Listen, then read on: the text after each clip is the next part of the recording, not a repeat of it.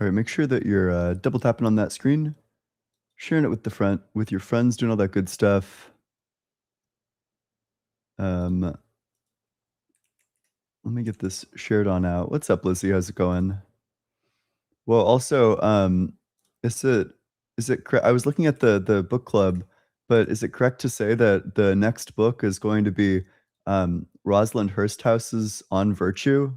Or wait, is it fuck? I probably fucked up the name.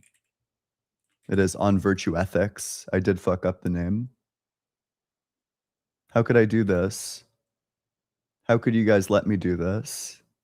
If anything, it's kind of everybody else's fault. You know, I wouldn't let you make a mistake like that. But yeah, it sounds like the next book that we're going to be reading is Rosalind Hursthouse's On Virtue Ethics, and it's going to happen the 6th, I think. The first chapter, I would presume, although I don't know. Maybe I should look to see. Maybe I should check in with the people who have it like planned instead of like speculating. But it's a really great book. It's definitely like the best introduction to virtue ethics. I've read a couple of books on virtue ethics, and a lot of them lay out in a good deal of nuance like certain points. But you know, of course, it's like more of a, I don't know, they're a bit more nuanced and a bit more like granular than On Virtue Ethics, which is like very holistic. It's like a good overview. All right, with that, we will go to the very first guest. Hey, how's it going? What's up, Frodo? Oh, damn, mad already? There's really no reason to be upset. You know, I came up to thank you. I did, sure? and I need, yes, because last time you and I had a conversation, I wouldn't call it a debate because it was really one-sided the way I dog walked you in front of 1,000 people. Yeah, but you know, I'm sure every single person would agree. I bet nobody thinks that you're delusional, you know, when it gets posted again. No, but let me get to my thank yous. Liam, Liam. Let me get to my thank yous. Liam, let me get to my concern. I'm concerned that you're day drinking a bit too early. You know, at best case scenario, you're on the East Coast. I think 4 p.m. is a little bit too early to be completely fucking hammered.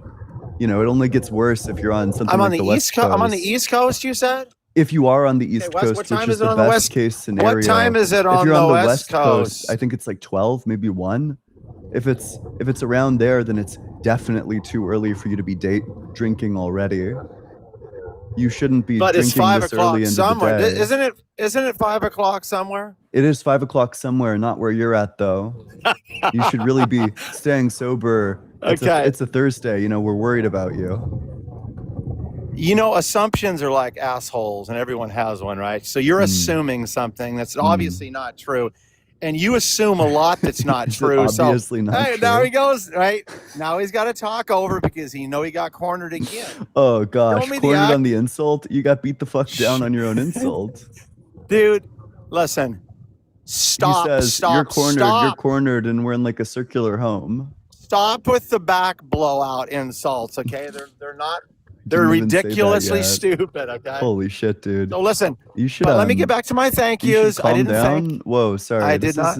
Whoa. I did not thank. Whoa. Oh my gosh, let me breathe. Just calm down. Breathe. Do you have a reason to think that God exists? This isn't just a place for you to come up. I do. Now. We're gonna get back. We're gonna get back into that. Sure. Let me breathe. Yeah. 1 sec. Let me pull up my notepad and we'll start writing down your argument for God's existence. Okay. So the conclusion, of course, is that God exists. Sure. So what's going to be the argument? God does exist. There's only one God. That would be the Abrahamic God, okay, of Jacob and Isaac, okay? It would be the one Hebrew God deemed Elohim, deemed Jesus Christ, deemed the Messiah, deemed the truth, deemed the Word. Okay, now we'll get to that in a minute, but let me give you my thank you. Awfully similar. Let me give you my thank yous In fact, first. This kind of seems circular. Well, first, My could you just give the gosh, of argument? course. Now, I wanted to say thank you first. Can I show kindness first a little bit? Just give an argument. I'm giving you the argument, okay? So my thank you first would be you gave me an IQ test last time I was up here, remember? I do. I'll never forget it.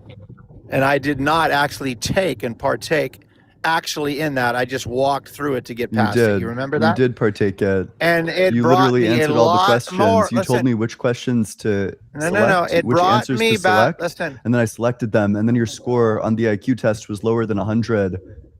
I'm sorry if you want to cope about the fact that you got lower than 100 on the IQ test. Hang on a minute. Unfortunately, that was your score. Can I speak? So it did not give an actual number in a result. Yeah, it's because it was lower than 100. Yeah, but what it did say, it said that a lot of people had viewed that, and it gave me a lot more popularity on TikTok, even more popular than I am now. So I wanted to say thank you. Yeah, you're welcome. For shining the light on actually I'm always how happy to popular I direct am. people towards the local lolcow. No, so I wanted to thank you for platforming me because someone played Absolutely. me. Yeah, after we took the IQ test, somebody played that audio of you and I speaking and the way that I manhandled you in front of your entire audience. Matt? Yeah, I heard that Matt rewatched it. For some reason, I suspect that Matt wasn't watching it for the sake of agreeing with you. I know. He tried to disagree with me, but then when he heard the way I spoke to you, he choked on his own saliva He so thought much. that, whoa, it's kind of ableist. You know he has a stutter, right? I didn't know that, but does he really? Yeah. Okay. Well, he's got a stutter. What's the problem with that? A low blow. Well, I just don't think that you should be talking about the fact that he stumbles over his words. So at the end of the day, I don't really care. It. I'm going to mock him whether he has a stutter or not. Okay. I'm no cherry pick. Okay. I don't cherry pick at all. Piece of shit then. So now anyway, you're sensitive, huh? Well, I just think that, it's not sensitivity. What it is. Do you want to come against comedians' I think freedom it's actually of speech? quite disgusting to, I don't okay, know, then don't listen to comedy. Seriously, don't listen to comedy, you attitudes. absolute snowflake. I think you can be a comedian without being like ableist. You know, no, I don't think comedians are can't. going around saying, LOL, you have a stutter. I don't think that's like a very good joke. So on the roast of who's the little midget black guy they just roasted? What's his name? I don't know. So when someone was you don't mocking, even know what his name is. So when someone was mocking Charlie also, Kirk's unaliving, is that anything but the God debate. No, I condemned all of that. You condemned somebody mocking Charlie Kirk's unaliving? Yeah. Immediately after, especially, I think that that's like really bad. You know, I think that the temperature should be turned down. I don't think that you should mock his death. But, you know, of course, the farther we get away from an event, the more acceptable I think it typically is to mock it, depending on like the severity of the event. You know, there's like a lot of factors that goes into it. Oh, I've never heard you state it that way. I thought that you would actually laugh about him, you know, and stuff in the way that he was unalived. But I guess you don't hold that stance, do you? No, in fact, I think we debated like right after, and I told you that I thought that it was like a horrible thing. I mean, was he harmful to society? Yeah, net. I'd say that he was harmful to society. Why? Why was he harmful to society? Because he spreads false beliefs. Liam, are you insistent on like pivoting away from the God debate? I mean, I'm talking to you about his belief in God. So how is that pivoting? Do you want to defend his belief in God? Do you think that this that's is true? If you would allow this to work, it'll drop right into the conversation. Okay, sure. I understand why is that a correct that belief? you want to try to control every conversation. I just want to make sure that it's on topic. That's narcissistical of you. Do you think it's narcissistic to want to debate the topic that we're debating? When we're talking about Charlie Kirk and his we're talking about whether or not God exists. Wow, I'm speaking. Listen, do you always cut your dad off when he's in the middle of a sentence? I'm speaking. Gosh. Wow, when your dad is speaking, do you cut him off? So funny. Yes or no? I asked a question. No, you I would never cut off somebody who I sentence. respect. Oh, good. So we're going to call me daddy up here. No, I don't respect you. Sorry. Okay, fine. You don't have to respect me. Do you respect your elders?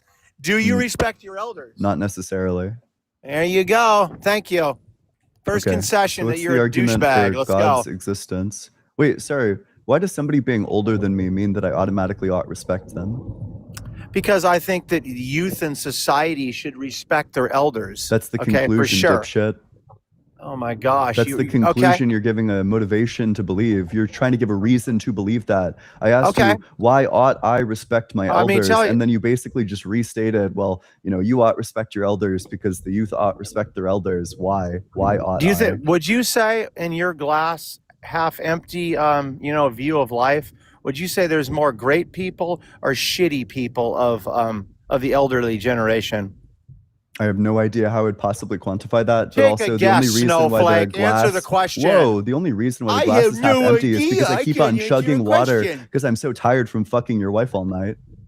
There it is. There it is. There's number 2. Oof. Perfect. Oh shit! Wow, Calm down, number 2. Snowflake. Don't get triggered. There Don't get we melted by go. the joke, Snowflake. No, but that's a harmful joke. And Oh that's shit, harmful dude, that's a harmful That's joke. Why? harmful to Why? Sorry, society. wait, who's harmed by the joke? Everyone's consenting.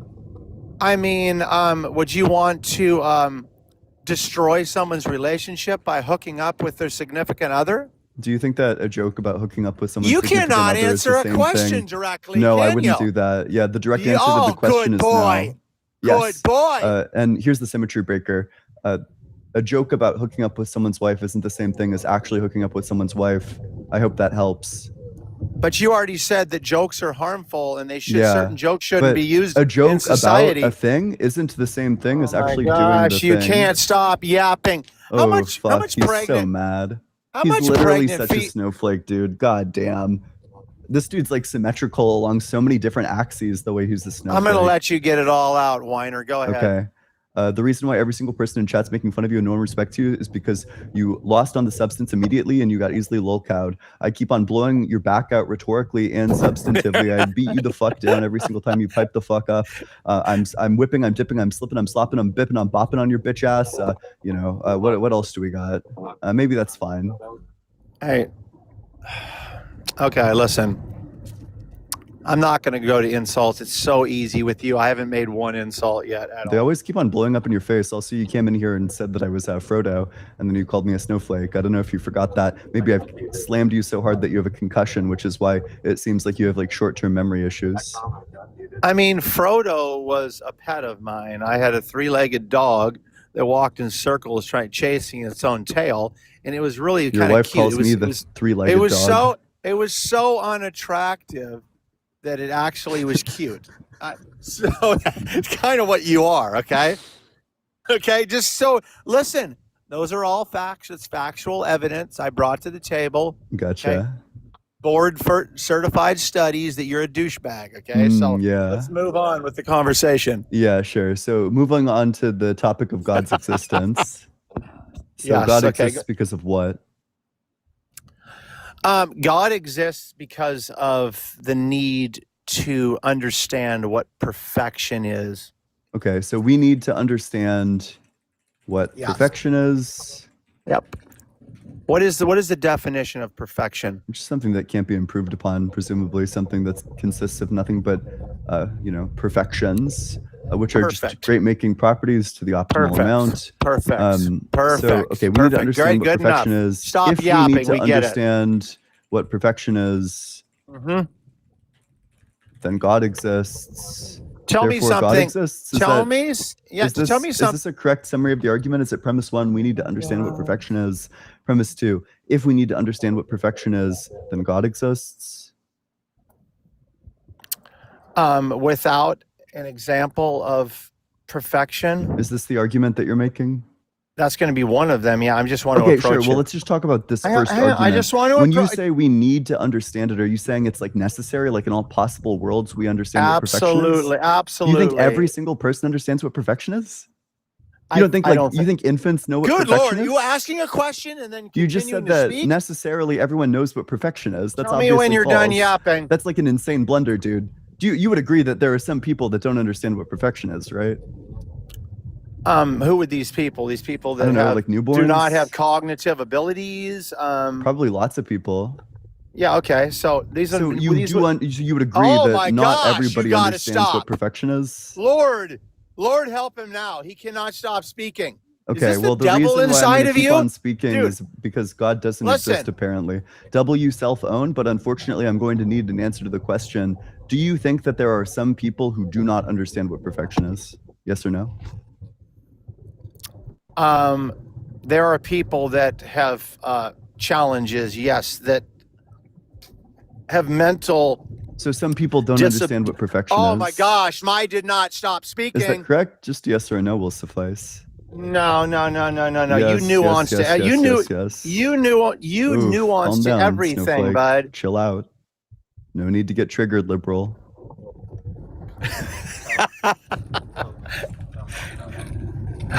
Say this for me. Deprecious. Can you say that for me twice? I think that character's name is Smeagol. I think you're confusing your Lord of the Rings lore.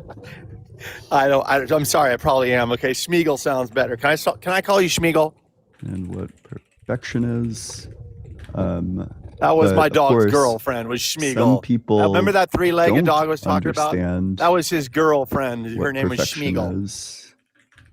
Can you type down Smeagol as well so we remember this?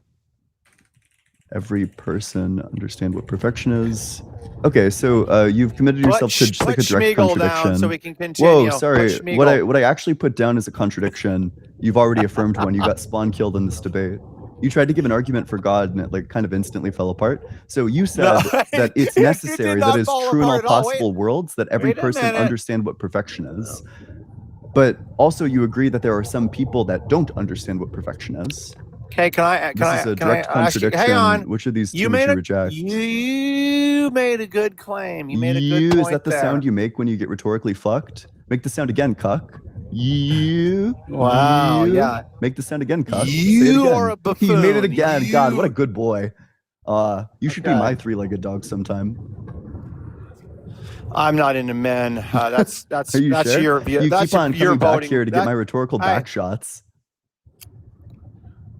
Can I ask you a simple question gosh, to see how you track? Which premise do you reject? I reject every premise. So you reject your own premise. Every premise. That we need to understand what perfection is. You reject that. You reject that some people don't understand what perfection is. Are you stupid? Yeah. If you would allow me to you think every single person knows what perfection is? Oh God, you just continue to yap. Is that correct? Do you think that I can't have a conversation with this guy because he can't shut his rhetorical mouth. Whoa. Calm down, Snowflake. Do you know what a rhetorical mouth is? It's really going to be okay. What is a rhetorical mouth? Whoa. Take a deep breath. Tell me what a rhetorical mouth is. It's the thing on you that I keep rhetorically fucking. Oh, okay. So, okay, in terms of dude, you're not equipped premise, to debate you reject me. That some people don't understand what perfection is. You think every single person equipped to debate this man. What okay. Perfection is. Yeah. Perfection so now you're contradicting yourself. I think perfection is the way I would look playing sports against you. Committed yourself to. Listen, if you and I played sports, I would show you what perfection looks like. Okay. And if you read a book, if I had a debate with you, I would show you what. Oh my gosh, you can't stop. Also, to be clear, you might be the single least athletic person I've ever seen in my entire life. Turn your camera on and let's see whether or not you look like you're good at sports. Dude, I have pictures all over my profile of myself. Just if you want to give us like a little flex. If you want to be attracted to me, just go into my page, okay? I'm sure your entire Snowflake is commenting on my videos right now. Up and let's get the physique reveal. The physique reveal. Yeah, let's see it. Would you like my shirt on or off? Either is fine. What would you rather? How about shirt on? Would you lick your lips if my shirt was off or on? No, I think it was kind of weird if you were having this conversation shirtless. You just said you wanted to blow my back out. Now I'm just asking you. I didn't say that I want to. I'm saying that I did, rhetorically speaking. Oh, sorry. I know that you don't understand the difference between, a desire and reality. Because you want certain things to be the case, and that's how you form your beliefs. You believe things because you want them to be the case, which is why you got so confused. I want to say W to the Patriots in the chat real quick. Yeah. Thank you to Bob for the and for I'm the proud Cash App. to be an American, Bob, where at least I know Hallelujah. I'm free. And I won't forget the men who died, who gave that right to me, and I proudly stand up next to her and defend her still today. 'Cause there ain't no doubt I love this land. God bless the Frodos here. Wow, that wasn't very patriotic. Dude, you don't even know the damn words. That's Of how course not. unpatriotic you are. Yeah, I don't You're a give a fuck. buffoon snowflake Yeah, who just you're right rhetorically about got his that. brain blown out. No, I think that you're a bit confused. You're the one who keeps on forgetting things. You're also the one who scored below 100 on an IQ test in front of. Can I get What some was it, like American 1,000 flags in the people? chat? I think Yeah, the left drop wants an to burn American them right flag now. if you are gay. Drop a big American do flag this. if you like. If you're on cock the in your left, mouth. If you're on the left, put a flame in the chat. If you're on the right, put an American flag. We'll know who wants to burn the flag and who wants to wave the flag. You're so funny, but true. Bro, huh, it's like kind Snowflake? of crazy that there are no American flags in the chat. Can't lie. Really? Yeah. One is enough for me. Maybe my computer just doesn't display them. Let's get some free Palestines in the Damn. chat. Okay, I'll sign on to that one. Free Palestine. So, do you have any interest in engaging the topic at all, or? I was trying to, dude. You can't shut your holy mouth. So, Okay. Maybe I could give you an argument to think that God Let's isn't do real. that. Yeah, let's do this. Let's Yeah. see who cuts each other off in this conversation. Let's continue. Okay, Go ahead. You're first. Yes. Okay. So, premise one, either God is eternally creating or not eternally creating. If God is eternally creating, then creation exists eternally. If creation exists eternally, then God doesn't create it. The alternative, God does not eternally create, in which case God begins to create.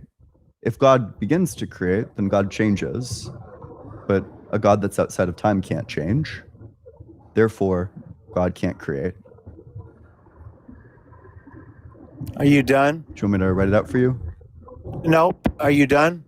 Okay, so which of those premises, I numbered them, which would you reject? So let me back up a little bit. And you said eternally create, eternally create, can create, might not return. Dude, you I walked didn't in say a Dr. not Seuss. anything. There you go. You cut me off first, right there. There you Okay. go. There you go. You already Yeah, 'cause you conceded misrepresented that you what I cannot said. that you Yeah, cannot I control can't yourself. I in a can't control conversation. myself every single Thank time you. you say dumb fuck Thank things. I you need to for step proving in me and like right beat you yet the fuck again. down. I just can't stop wailing on you. It's so easy, and it's There better you than go, easy. chat. To be honest, Chat, it's kind of fun. Chat, send me better. Chat, Send chat, me better, chat. Help me, chat. Chat, please. Help, chat. Please. No, I'm saying Gosh, he literally send me can't your engage best. with me, which is why he needs to talk to the chat. Every single time he tries to talk to me, Send me he your gets best punched in the debaters nose, because dude. Ian is not He good literally enough. won't even engage with the argument. Which premise do you reject? What? Spawn killed. Your laugh is so cute. It's so cute. It looks like, an infant laughing Do you for want the to fuck first me or time. something? So cute of you, dude. To kinda have weird. a shy. It's kind of weird You that have you're the flirting with me at a time He like has this. the mind of a child, ladies and gentlemen. I don't the know if I'd mind be of a saying child. comments like that after you got less than 100 on an IQ test. The mind of a child. You literally have like 3 standard deviations below the mean on an IQ test. What's that child's book where the elephant's ears are so big that it flies away? I don't know. Do you spend lots of time in the kids section? It kind of sounds like you do. Yeah. I have a kid, and I like to read to him like wholesome books. So you that, do spend lots of time in the kids section. Do you think that it's terrible to read to your child? I think it's weird to spend a lot of time in the Is kids that funny? section is what I think is that is weird. funny that parents read and love I their think it's children, funny read that to you their said children? that you spend lots of time in the kids section. I think that's pretty funny. I think that's kind of strange. Wow, too. I don't know why I you don't would see- say something like that. I don't That's see like, the I don't see it's the like joke. embarrassing, maybe. I don't, Chad. I don't see the joke. Am I just not tracking? The joke is that you're a pedophile. Hope that helps. Ooh, wow, really? Yeah. Let's That's dive that's into like the punchline. Let's dive into that. Make that claim again. I'm a what? The joke, like the punchline of the joke. So, is that you're so a you're just. pedophile. It was a Oh, joke I at your thought that you were expense. making a claim. Can you No, claim that right it now was for a me? joke. I don't think Oh, jokes it are was a literally joke. true. Good, I don't good. know dude, if it you're was a aware of joke. that. I don't think. No, I Yeah. want you to make You know, that there's a difference claim. between Go jokes ahead. and reality, but I understand your worldview is a joke. Oh, so So it's you're probably just hard for you to joking. differentiate between when something is true and when something is a Can you joke. substantiate that claim that you just I'm made not about making me? a claim. I'm making a Oh, joke. good boy. It's a Good joke. boy, little Oh, fella. fuck. This guy's like a Good triggered snowflake. boy. You know Gosh. your law, don't Please, you? please just calm You down there. know your Please law, stop getting don't you, triggered on the snowflake? screen. Oh, kinda look weird. at you, little fella. Oof. This shit is not rhetorical. I love You're also I not going to love beat it when the you're correct. pedophile allegations speaking like this, to be clear. That was beautiful. I love how you covered your ass right there. That was awesome. Holy fucking shit, dude. I don't know why you'd say something like that. You know, if I didn't just know like- better, I think that you're like sexually I just want to harassing make me. sure we know. We just want everyone to make sure you know you're joking, okay? Yeah. Because It's like pretty obvious. none of this is reality. You asked me to explain the joke, and then I Oh said my the joke was gosh. that you're a pedophile. None of anything think that anybody Ian but you says is is based tracking. on reality. It's all I don't think the fiction and lies jokes are literally and true. jokes. That's what makes them Yeah, jokes. good boy, If that fella. helps. How Good many boy how many explaining to you, times like, have I got the concept of a W? joke. How many W's do I need to Yeah, get? 1 sec. Let me count. 0 still. www.dogwalked. Okay?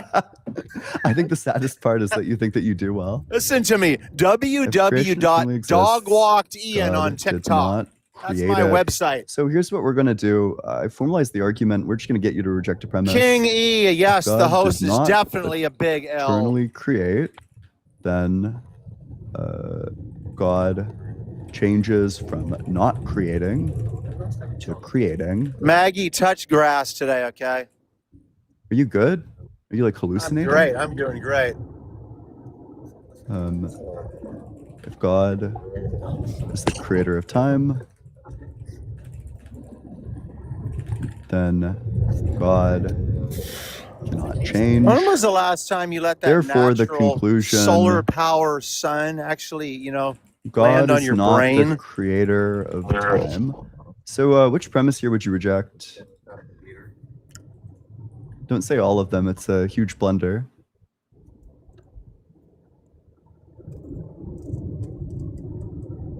Just like a number of a premise that you could reject. So I got premise 1, either God is eternally creating or not eternally creating. Premise 2, if God's eternally creating, then creation eternally exists. Premise 3, if creation eternally exists, then God does not create it. Premise 4, if God does not eternally create, then God changes from not creating I to would say- creating. If God is the creator of time, then God cannot change. Therefore, God is not the creator of time. I would say I reject premise 6. There isn't a premise 6. There is a premise 6. There isn't. There There's is. premise 1 through 5. There's premise 6. Are you speaking of the conclusion? I'm speaking of premise 6 you don't have The up there the yet. one labeled Where you're C? dumber than a rock. Sure. What premise 6 do you want put up there? What that premise 6 would be that I should not be throwing my pearls before swine. I should not be throwing throwing my pearls before pearls swine. for swine. And this is the premise that you reject. You think that you should be throwing your pearls before swine? I don't think that I should be. So this You is said the one you that I rejected premise 6. I don't know if you remember that. No, I I said that asked you were which one do you dumb as a reject, and you rock. said premise 6. So you do think that you should be throwing your pearls before swine? Is that correct? I mean, I think that I am doing that, but I don't Okay. think that I should be doing that. I think Well, that I you're think that to be a swine and I'm throwing my contradiction that you pearls, both think and I that should not be doing you that. should not So be you know throwing your what? pearls You're before at- swine, you know and that you what? should be throwing your pearls before You're swine. actually- I just think that's like a bit of a contradiction. Listen, I think that people are leaving because they think you're boring at this point. Okay. We were at like 450, they're welcome to and then you leave. started dominating the conversation, Yeah. and people started Yeah, and then leaving. your fans left because you started humiliating yourself. Dude, at the end of the day, even the people that hate me are my fans. They So all come into what my we're gonna page, go and they'll back all to be there is later. I'm just gonna ask you, which premise do you reject? Billy, reject thank you premise so 1, much. 2, Billy, 3, thank you 4, so or much for the 5? $400 on Cash App. Okay. Oh my gosh, Well, 400. maybe he Thank you so cash much. apped It you. says- Maybe it he cash says apped you Ian- something about like which premise Ian to better reject. watch Maybe what he he says because he yeah, doesn't he know should, the law. maybe Billy Thank should you so much, Billy. I don't know, put forward which Can you premise say he rejects. can you say thank you to Billy for giving me $400? Can you tell me which premise you Wow, reject? you're mad. You're mad, aren't you? You Are think mad between that the I'm two of us, grifting? I'm the one that sounds mad? You just made up a donut. Are you mad that I'm grifting right now? No. It's like obviously Okay. fake. Say thank you to Billy then. No. Why would I? Why would you not? I thought you had kindness in your heart. Because I don't think people should be paying you. Also, Billy's non-existent. Billy's non-existent. Yeah, go ahead and show Really? the screenshot. Wait, literally screenshot it. You can black out his name. Just show the Billy. I'm Billy, not. Listen, no, $400. because you would dox Just- because you're going to dox him. Dox him on his first name. You could just clear out the last part of it. I know the way that you guys work. Okay. How am I going to dox somebody off of the name Billy? Which, to be clear, is something that you've already shared. You're paying Okay, your well, I mean, I illegal guess, like, there immigrants it in is, this right? country to So dox this is like people, a good okay? example of him just making it up directly. Like, this is really good evidence. The fact that he won't show the receipts. This is kind of exactly what we would expect if, in fact, they don't exist. But it's really surprising, right? This would be really embarrassing for me if you screenshotted it and then pulled up a picture like that. That would be like super embarrassing for me. Watch this. Okay, I'll bring it up right now. Here you go. Yeah, go for it. Let's see it. Here you go, right there. You see it? Oh, fuck, he's so mad. Did you see it? Yeah, just he's gave it so to you. angry, dude. So it sounds Oh like my Billy was indeed gosh. fake. Okay, No, are you it's done not. I'm not gonna embarrassing dox yourself, or do Billy. you want to go ahead and tell us? Billy, I appreciate the 400. How would we again dox so him much. just based on the first name Billy? I'm not giving you. Now you want his last name as well? No, I don't want his last name. I said you can black out the last name. Do you want his social security number? No, you can block out any personal information Why would you want that? because I'm quite confident that you didn't actually get a Cash App just now. Because you're a yeah, liar. You're mad and you're jealous. Now that just shows. Why would I be the jealous envy. or mad? Envy is one of the sins. There's nothing to be jealous of. Listen, Nobody you're sent you money. envious. It You're didn't happen. envious. Why would that I be I've- envious of a thing that didn't happen? Okay. Well, show me the proof of that. Show me the evidence. Yeah, I showed you the evidence already, but you weren't tracking.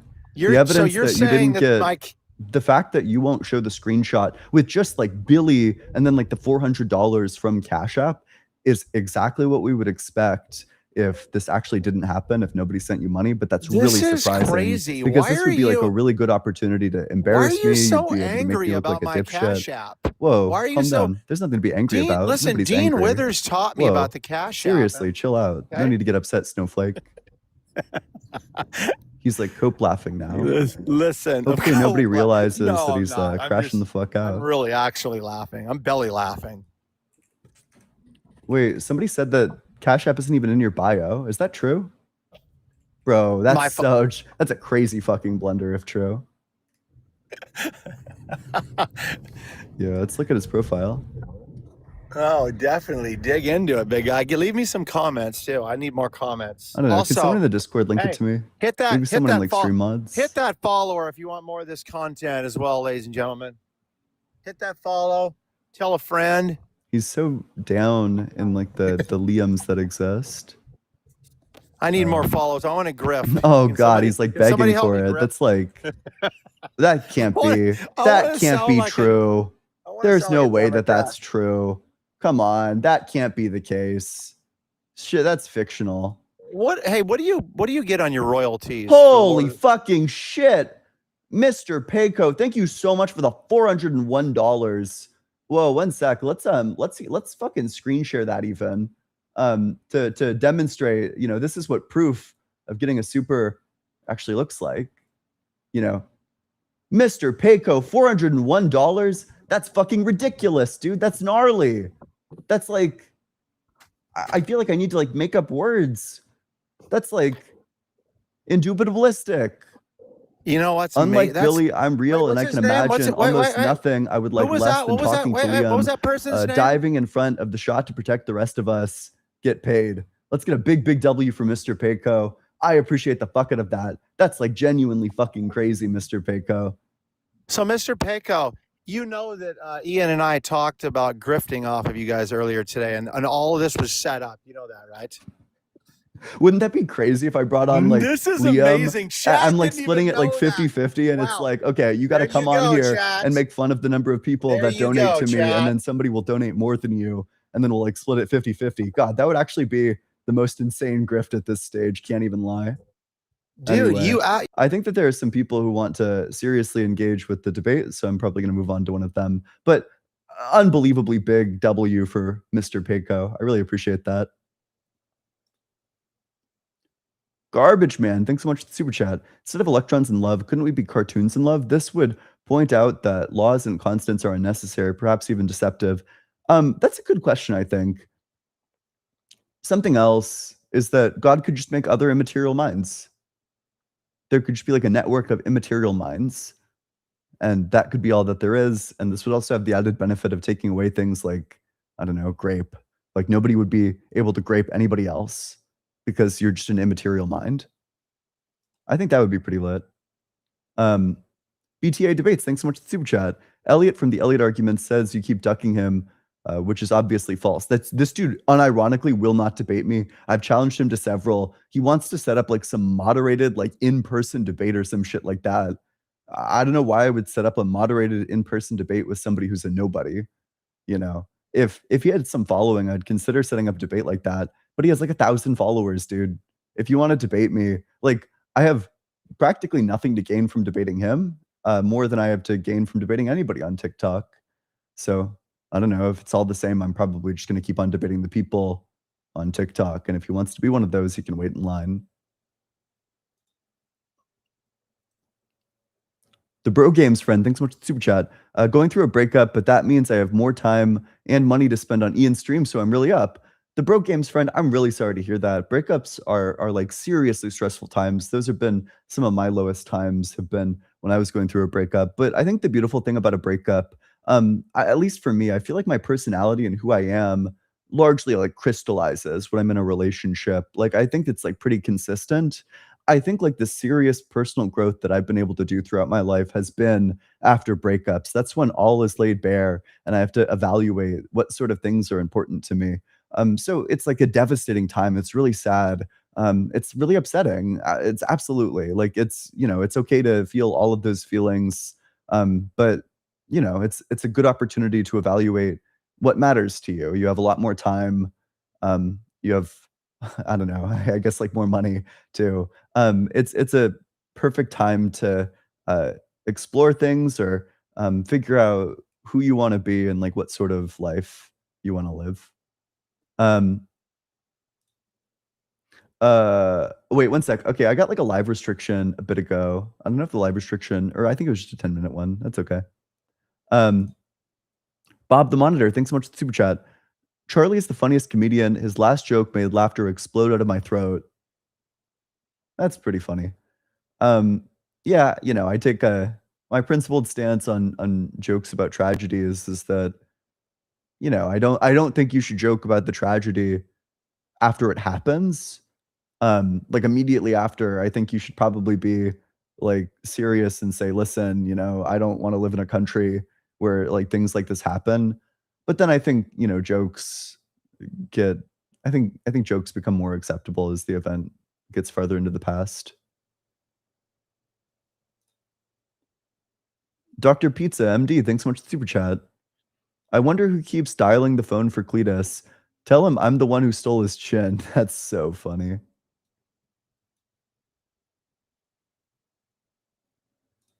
Aloe Emporium, thanks so much for the super chat. If God is real, why isn't he saving Liam? It's because the rapture already happened.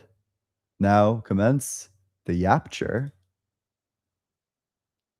Caller, don't kid yourself about elders. Your parents are ashamed of you. Someone should let them know what their sons are up to now.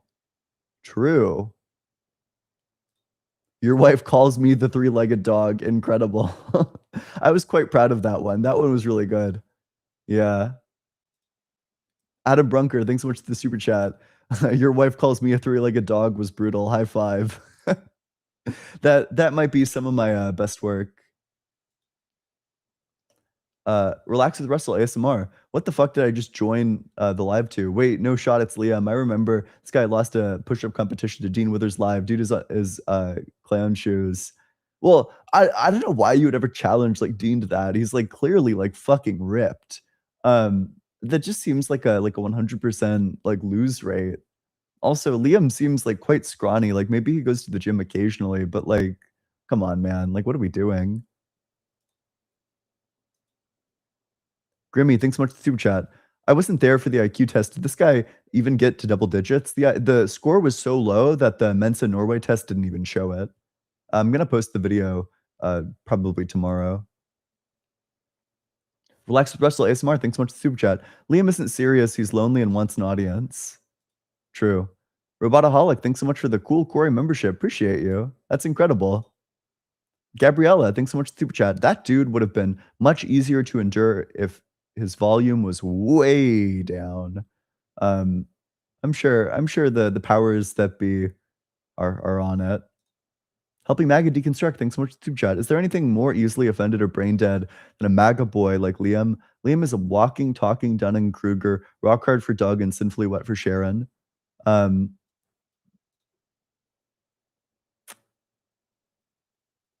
sorry, fuck. I was reading something Molly sent to me. Yeah, I mean, I don't know. That dude wanted to again, like he just wanted to cry bully. Virtuous Path, thanks so much for the super chat. Him rejecting his own premise that he added to your syllogism was the funniest thing I've heard all week. Yo, a bold philosophical strategy. Actually, what your valid argument needs is one additional premise that doesn't in any way change the conclusion. And also, you know, I reject the premise. Goat. Fucking goat, dude. A rhetorical mastermind, a philosophical juggernaut. This guy is like God's gift to debate. Let's get another big W for Mr. Payco. That's like seriously incredible. This is like the collective total of like multiple streams. Like seriously, from the bottom of my heart, I really do appreciate that. That means a lot to me. Helping MAGA deconstruct. Is there anything more easily offended? Oop, yep. Already read that. Slow TDI, thanks so much for the super chat. Imagine being that pathetic, like holy shit, Liam. True. Helping MAGA deconstruct. Thanks so much for the 10 cool Corey memberships. Welcome to the community, everyone who received them, and big W to Helping MAGA deconstruct. Meeb Skeeb, thanks so much for the super chat. Have you ever debated John Steele? That dude is the worst. I don't think John Steele is the worst. In terms of like, I think I'd rate him like relative to a lot of the theists, especially the one on TikTok. I think I'd probably rate him on the higher end in terms of like people who are like open to engaging. Like, I feel like I've had some pretty good faith engagements with him. Like, I think he's wrong and like probably confused about a lot of things, but like compared to like a lot of the other theists, I think that it's I don't know. I think that he's probably above average. Bill Ashby, thanks so much for the super chat. Not being able to grape is not much to ask for either. I mean, why is it good for hyenas but not humans? That's a good point. I used to ask this question quite a bit, but I'm focusing. I'm locked the fuck in on my God and time stuff.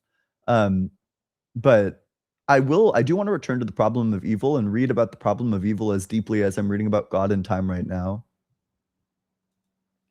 Sonos Percussion, thanks so much for the 50 fucking memberships. That's wild. That's like, I don't know, I think that's like $150. Seriously, let's get a big W for Sonos Percussion. That's huge. Big supers like that mean the world to me. I seriously couldn't do this without the help and support of any of you or of all of you. I really do appreciate that. Matt, thanks so much for the super chat. Ex right wing / Christian, thanks to you. Sorry, only had $2. You never have to apologize for not being able to super more or more. And I'm also really glad to hear that I've helped you with deconstruction and helped you become, not right wing. I think that's great. I think that's like genuinely wonderful to hear. Big W for Matt. Slow TDI, thanks so much for the $2 super chat. That $401 was more than Liam made at work this week. That's plausible. You know, get back to toiling under somebody else's yoke, Liam. Grimlock, thanks so much for the $20 Cash App for hydration, thine glorious stream lord. All right, I need you guys to start spamming chug.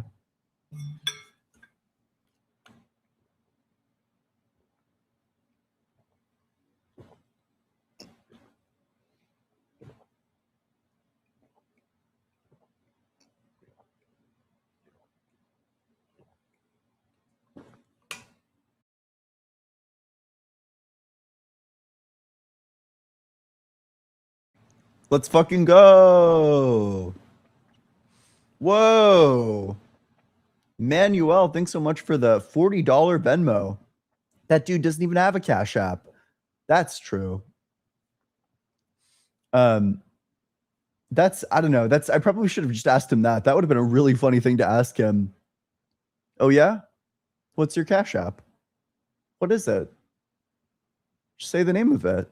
You know, this person sent you $400. How did they even find your Cash App?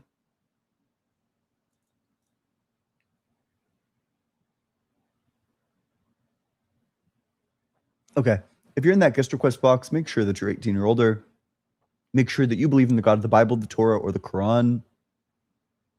I also add, like, you. I think I'll also allow for you to be a deist, but you must believe that there's like an ultimate foundation of reality, and that foundation is personal, that it has like a mind. If you don't believe in like a personal ultimate foundation, well, then we probably just don't disagree.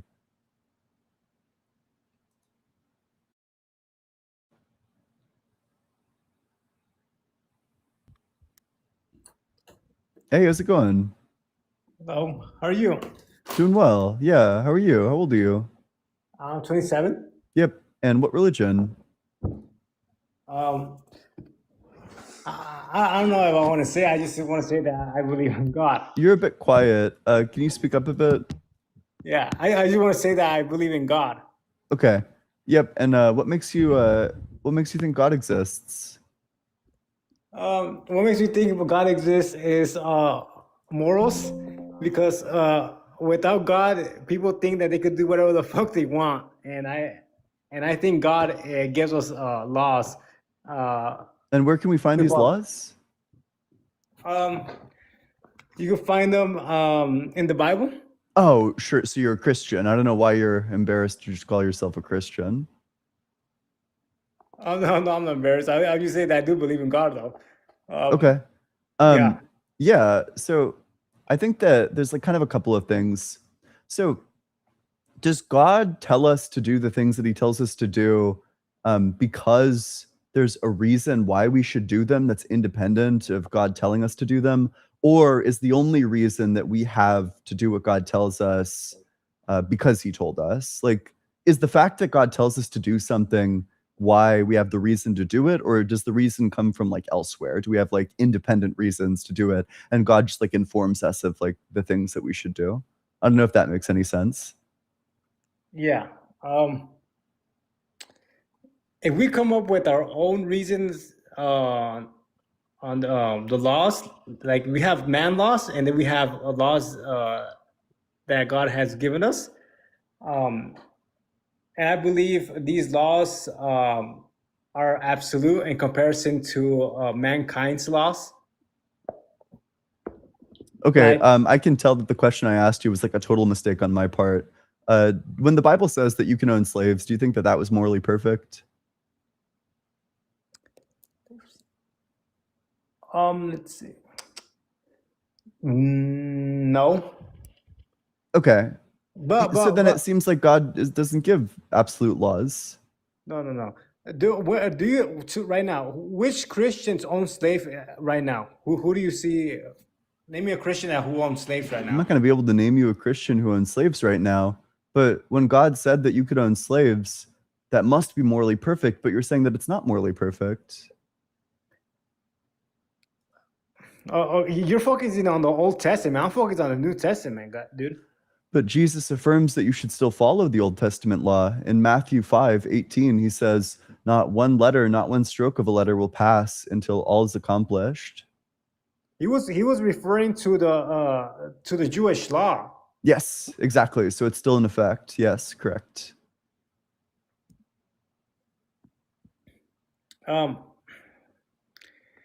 Okay. Yeah, that's a hard one.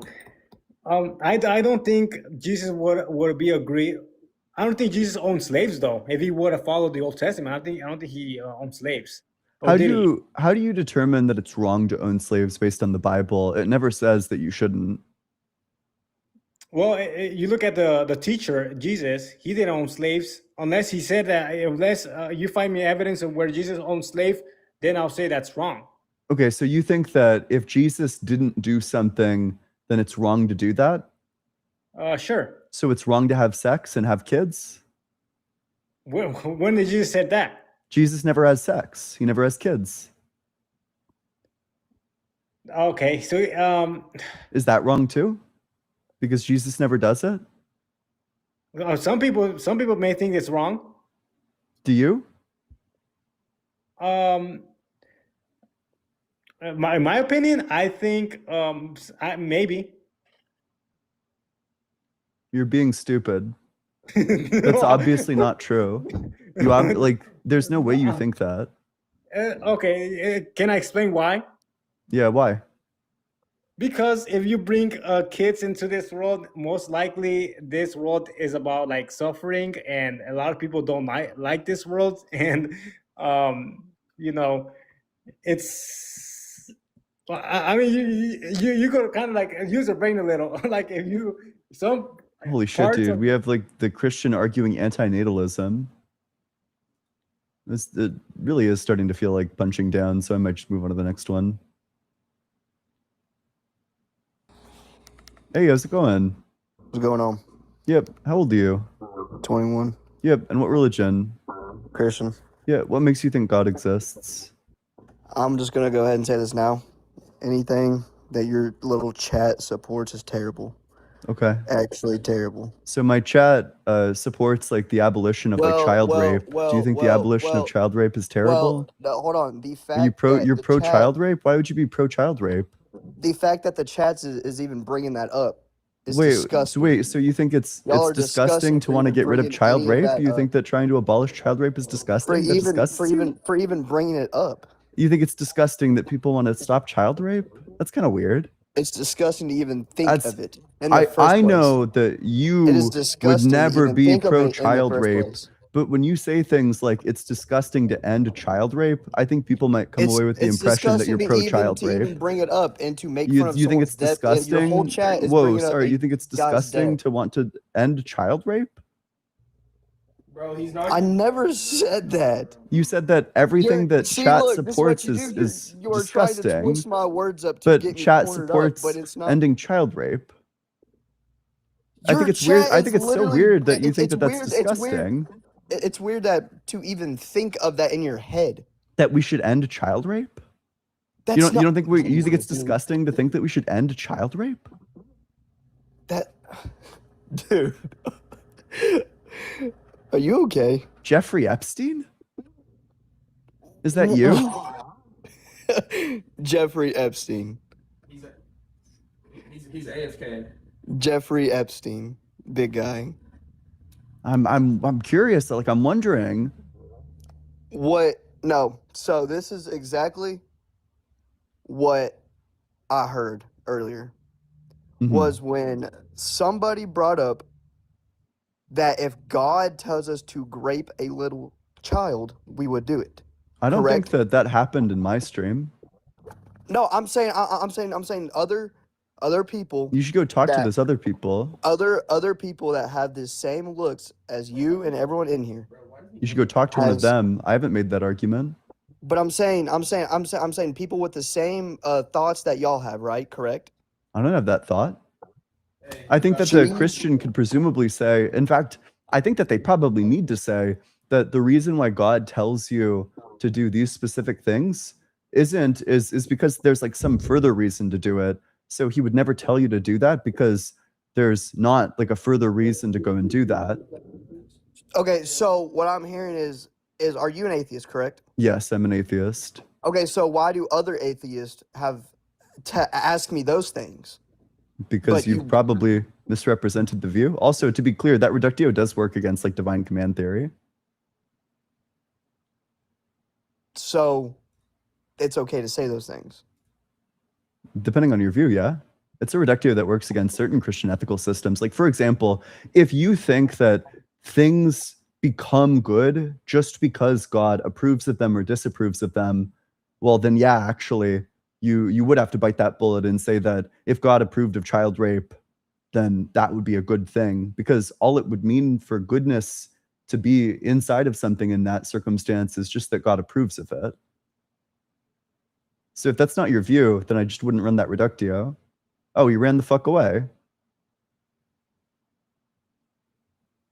Why did he like sprint away at top speed? Damn. He got shot. That's really funny.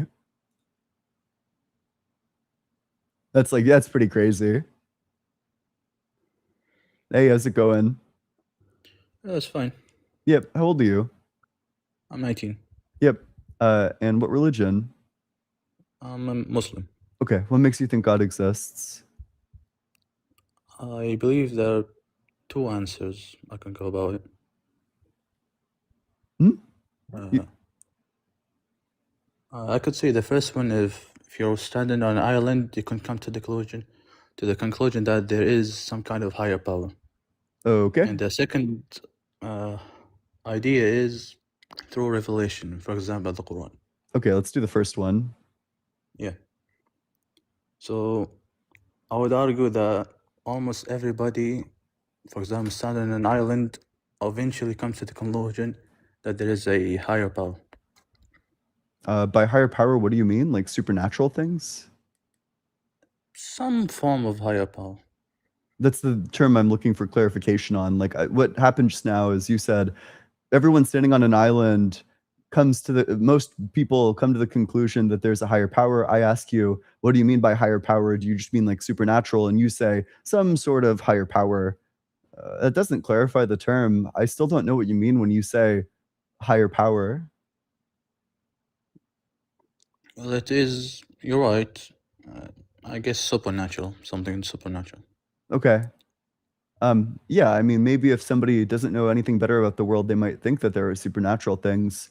But people who are able to explain the various features of the world, things like the tides, the stars, etc., will oftentimes find that there's nothing for God to even explain.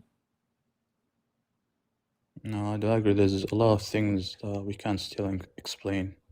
But why would God be a better explanation? And for which things?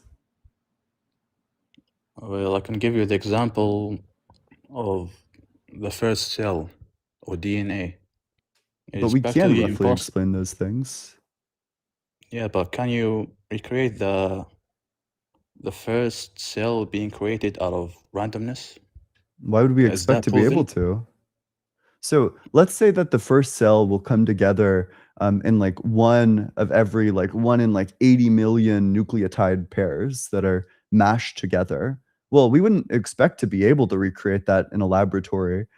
For example, another thing we can't recreate in a laboratory is getting like a royal flush in poker. There's simply too many hands to go through. It's not going to happen, at least not in a laboratory environment. But royal flushes do happen in the real world. They are things that you can actually encounter in your poker game. It's just not the sort of thing that you're going to be able to replicate in a laboratory because it's so unlikely. But it's something that's feasible. Like you can think about it, about DNA, like particles floating around, eventually creating this complex piece of DNA. Like I don't think there is But you can think scientist about that it. says, You can think about that Right. too. well, it's on a molecular level, and someone still survived to this day. Sorry, what was that Okay. last part? I think I missed that. Like I'm trying to say that it doesn't make sense how it happened once, and we can't recreate it, for example. Have you looked particularly deeply into this? Somewhat, not really. Well, if you haven't looked into this, then why do you feel comfortable making such a strong claim like this could never happen? I'm saying, can it happen? We haven't seen it ever happen, ever, like in a lab experiment or something else. Have we ever seen a royal flush happen in a lab experiment? I don't know. No. I'm not sure. We've never sat down in the laboratory and dealt out like a royal flush. You know, it's never Yeah, but happened. that's Oh, I'm sorry. Wait, but do you have that's like a familiarity with poker? some. Do you know what a royal flush is? Is this example going over your head? No, I get it. I get what you mean. Somewhat. Yeah. I don't think the fact that we've never seen a royal flush get dealt out in a lab experiment means that no royal flush ever gets dealt out. I don't disagree, but for example, okay, I'm gonna give you a different argument if you don't mind. Sure, go for it. Like for example, if you see a ship in front of you, hmm you don't assume this came by chance because it's so complex. Like you would never say that nails somehow came out of the ground, they floated around, and they were perfectly bent, and somehow we have a ship. No, you would assume a human, someone with intellect, Yeah. someone with power, build Y- it. Yep, it's because I know where ships come from. Ships are made by shipbuilders, but we don't have like some analog to universes. Like I don't know that universes are made by God, so that's why that wouldn't be analogous. That's an interesting point. Well, I don't see how, like the idea is something is complex, therefore it has some kind of complex creator. I I'd say guess that's I just like don't think an that okay rule. follows. So, okay, the hallmark of design isn't complexity, it's simplicity. Things being very simple. Like, I don't know, take a look at like your phone. This phone is like very simple, relatively speaking. Like, how many buttons are there? What? There's like 3 buttons. This phone can do so many things with like 3 buttons and like a screen. You know, it's so simple and streamlined. And the fact that it's so simple and streamlined makes me think that this is designed by a person. But if you look to like our DNA, for example, our DNA is like a mess.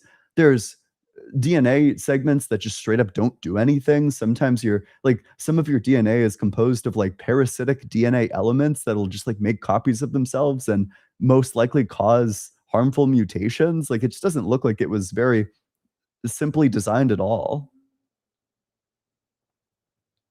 I mean, I wouldn't necessarily agree. It's still like very complicated and it's well thought out to some extent. I'm talking about DNA. Yeah. Well, that's my point, is that the fact that it's complex doesn't indicate that it's designed. If it were simple, I think that would be better evidence that it's designed, but the fact that it's such a mess that you have like your DNA will replicate itself, but because the process is flawed, it creates it has like all these mistakes. So you need like several processes that come in and try to correct the mistakes, but then even those processes are flawed, so they miss mistakes, and in some circumstances they create new mistakes, like the mistake correction part. It's it's just like a disaster. Like our DNA is so inefficient. I mean, technically speaking, that's also the same for a phone. Like on a molecular level, it's not the same. Not every phone is the same. But what's the inefficiency about the iPhone? They're not all the same, but that's not necessarily. So I get your point. Mhm. So Do you have anything else then, or? yeah, the second argument I was talking about is like revelation. Okay. That's another issue. Yeah, why would I think that the Quran is revelation? Well, it's a complex topic. Yeah, if you find something that's miraculous and you don't expect a human to know this, then that's a way to start, I would say. Okay. Sure. Yeah, go for it. What sort of example do you have? Have you not read the Quran? No, I've read the Quran. I don't think that there are good examples of things that it gets right. There are also examples of things that it gets wrong too. Can you give an example? Yeah, for example, it says that the Earth is older than the stars, but that's just false. For example, the sun is older than the Earth. You know, there are various stars that are more than 9 billion light years away. So Can you give me the verse if you don't yeah, mind? I think it's 41, 9 through 12. Read it for me. If you don't mind. Ask them, O prophet, how can you disbelieve in the one who created the earth in 2 days? And how can you set up equals with him that is Lord of all worlds? He placed on the earth firm mountains standing high, showered his blessings upon it, and ordained all its means of sustenance, totaling 4 days exactly for all who ask. Then he turned towards the heaven when it was still like smoke, saying to it and to the earth, submit willingly or unwillingly. They both responded, we submit willingly. So he formed the heaven into 7 heavens in 2 days, assigning to each its mandate. And we adorned the lowest heaven with stars like lamps for beauty and for protection. That is the design of the Almighty, all-knowing. So basically what happened in those verses is that Allah creates the earth in 2 days, then he furnishes it with mountains, and then after the earth is created, then he makes the stars. Then, are you aware that, for example, in the Arabic, the word then, to be more specific, the word thumma Mhm. can mean like in conjunction with, Mhm. you Well, know, so for this one, it says, then he turned towards the heavens when it was still like smoke, saying to it and to the earth. So the earth already exists at this point. He can't do this if the earth doesn't already exist. can you give me the verse? Yeah, in 41:11, it features Thumma. Then he turned towards the heavens when it was still like smoke, saying to it and to the earth, submit willingly or unwillingly. They both responded, we submit willingly. So the earth, like, for sure exists at the time when he creates the stars.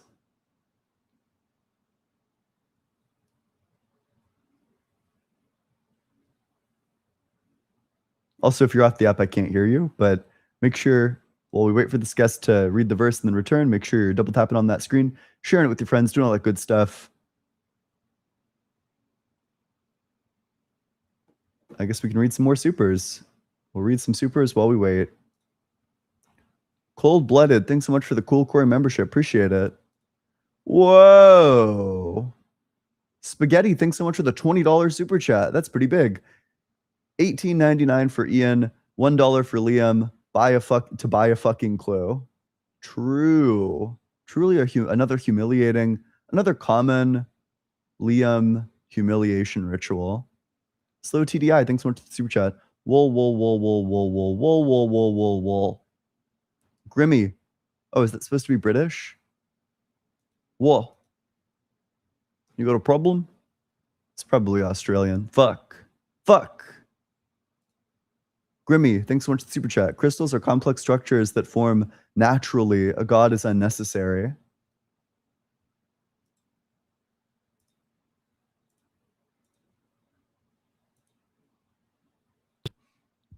Okay, I got back. Yeah. Welcome catch me back. Yes. I'm not sure about this. You're not sure about what? What happened? So first it says something like we adorn the earth with mountains, and then it talks about the sky and dust. Mm-hmm. Yep. Yep. So you're trying to say the earth was formed with its mountains, and then God talked about formed the sky and dust. So the order of events that's laid out in the Quran is that it goes earth and then stars. So the earth gets made first, and then he turns towards the heavens when, it's not yet formed, it's still like smoke, and the earth is already formed. That's why he's able to say to the heavens and the earth, submit willingly or unwillingly, get in line, you fucks. And then they're like, okay, we're getting in line. And then the next verse. So that requires a little nuance. Yep. So the heavens at that time would have been just water vapor. Of course. It is. It's essentially the smoke that came out of the earth when it was created from the water on the earth. I see. Okay. I like that. That's fun. That's fun mythology.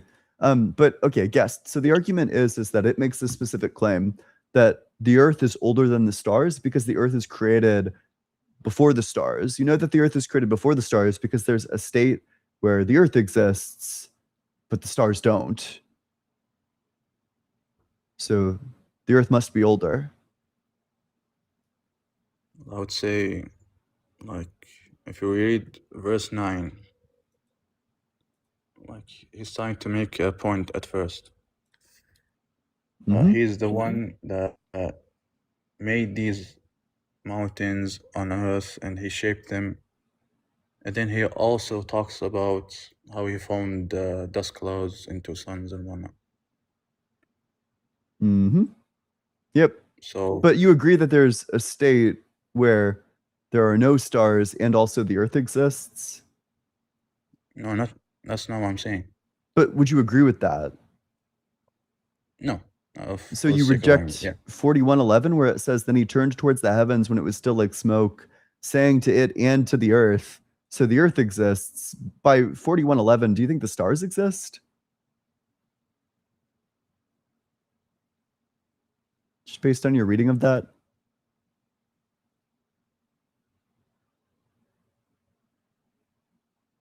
No, I can say he's just talking about both of them generally. It doesn't have to be at the same time. Like it's saying to the stars get formed and to the earth get formed, and they will obey willingly or unwillingly. Okay, so you're saying that he did this twice, that there was like different iterations of him saying like submit willingly or unwillingly that happened at saying different he- times? Is that the apologetic?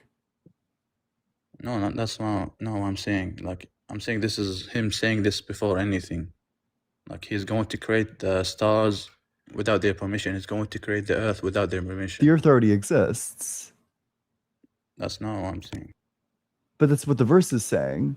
If the earth didn't exist, then how could God possibly turn towards the earth and say something to it?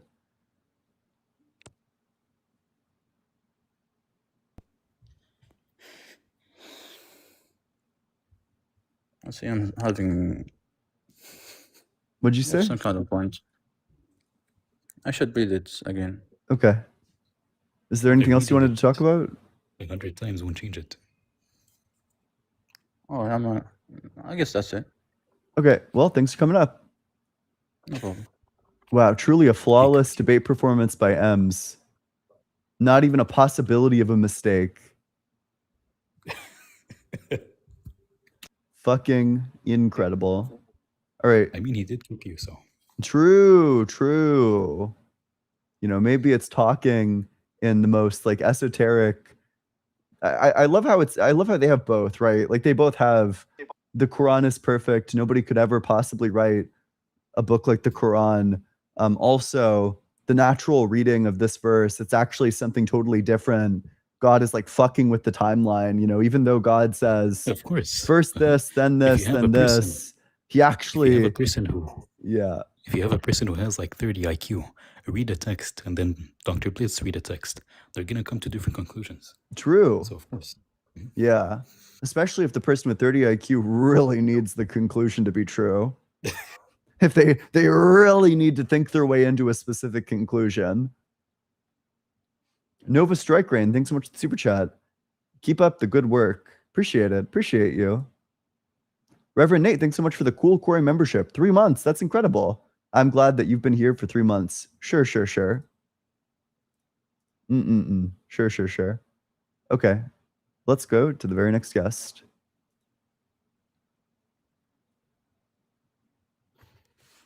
Hey, how's it going? Yo, what's up? Yep. How old are you? 19. And what religion? I'm a Christian, but I'm here more to debate natural theology than anything else. Okay. Yeah, what makes you think God exists? Well, can I ask you just a clarifying question on your belief? Sure. Okay, when you say God isn't real, what are you holding God to be? Just a personal ultimate foundation. So I can Okay. expand on those a little bit. So there are like chains of being. There's grounding and there's causation.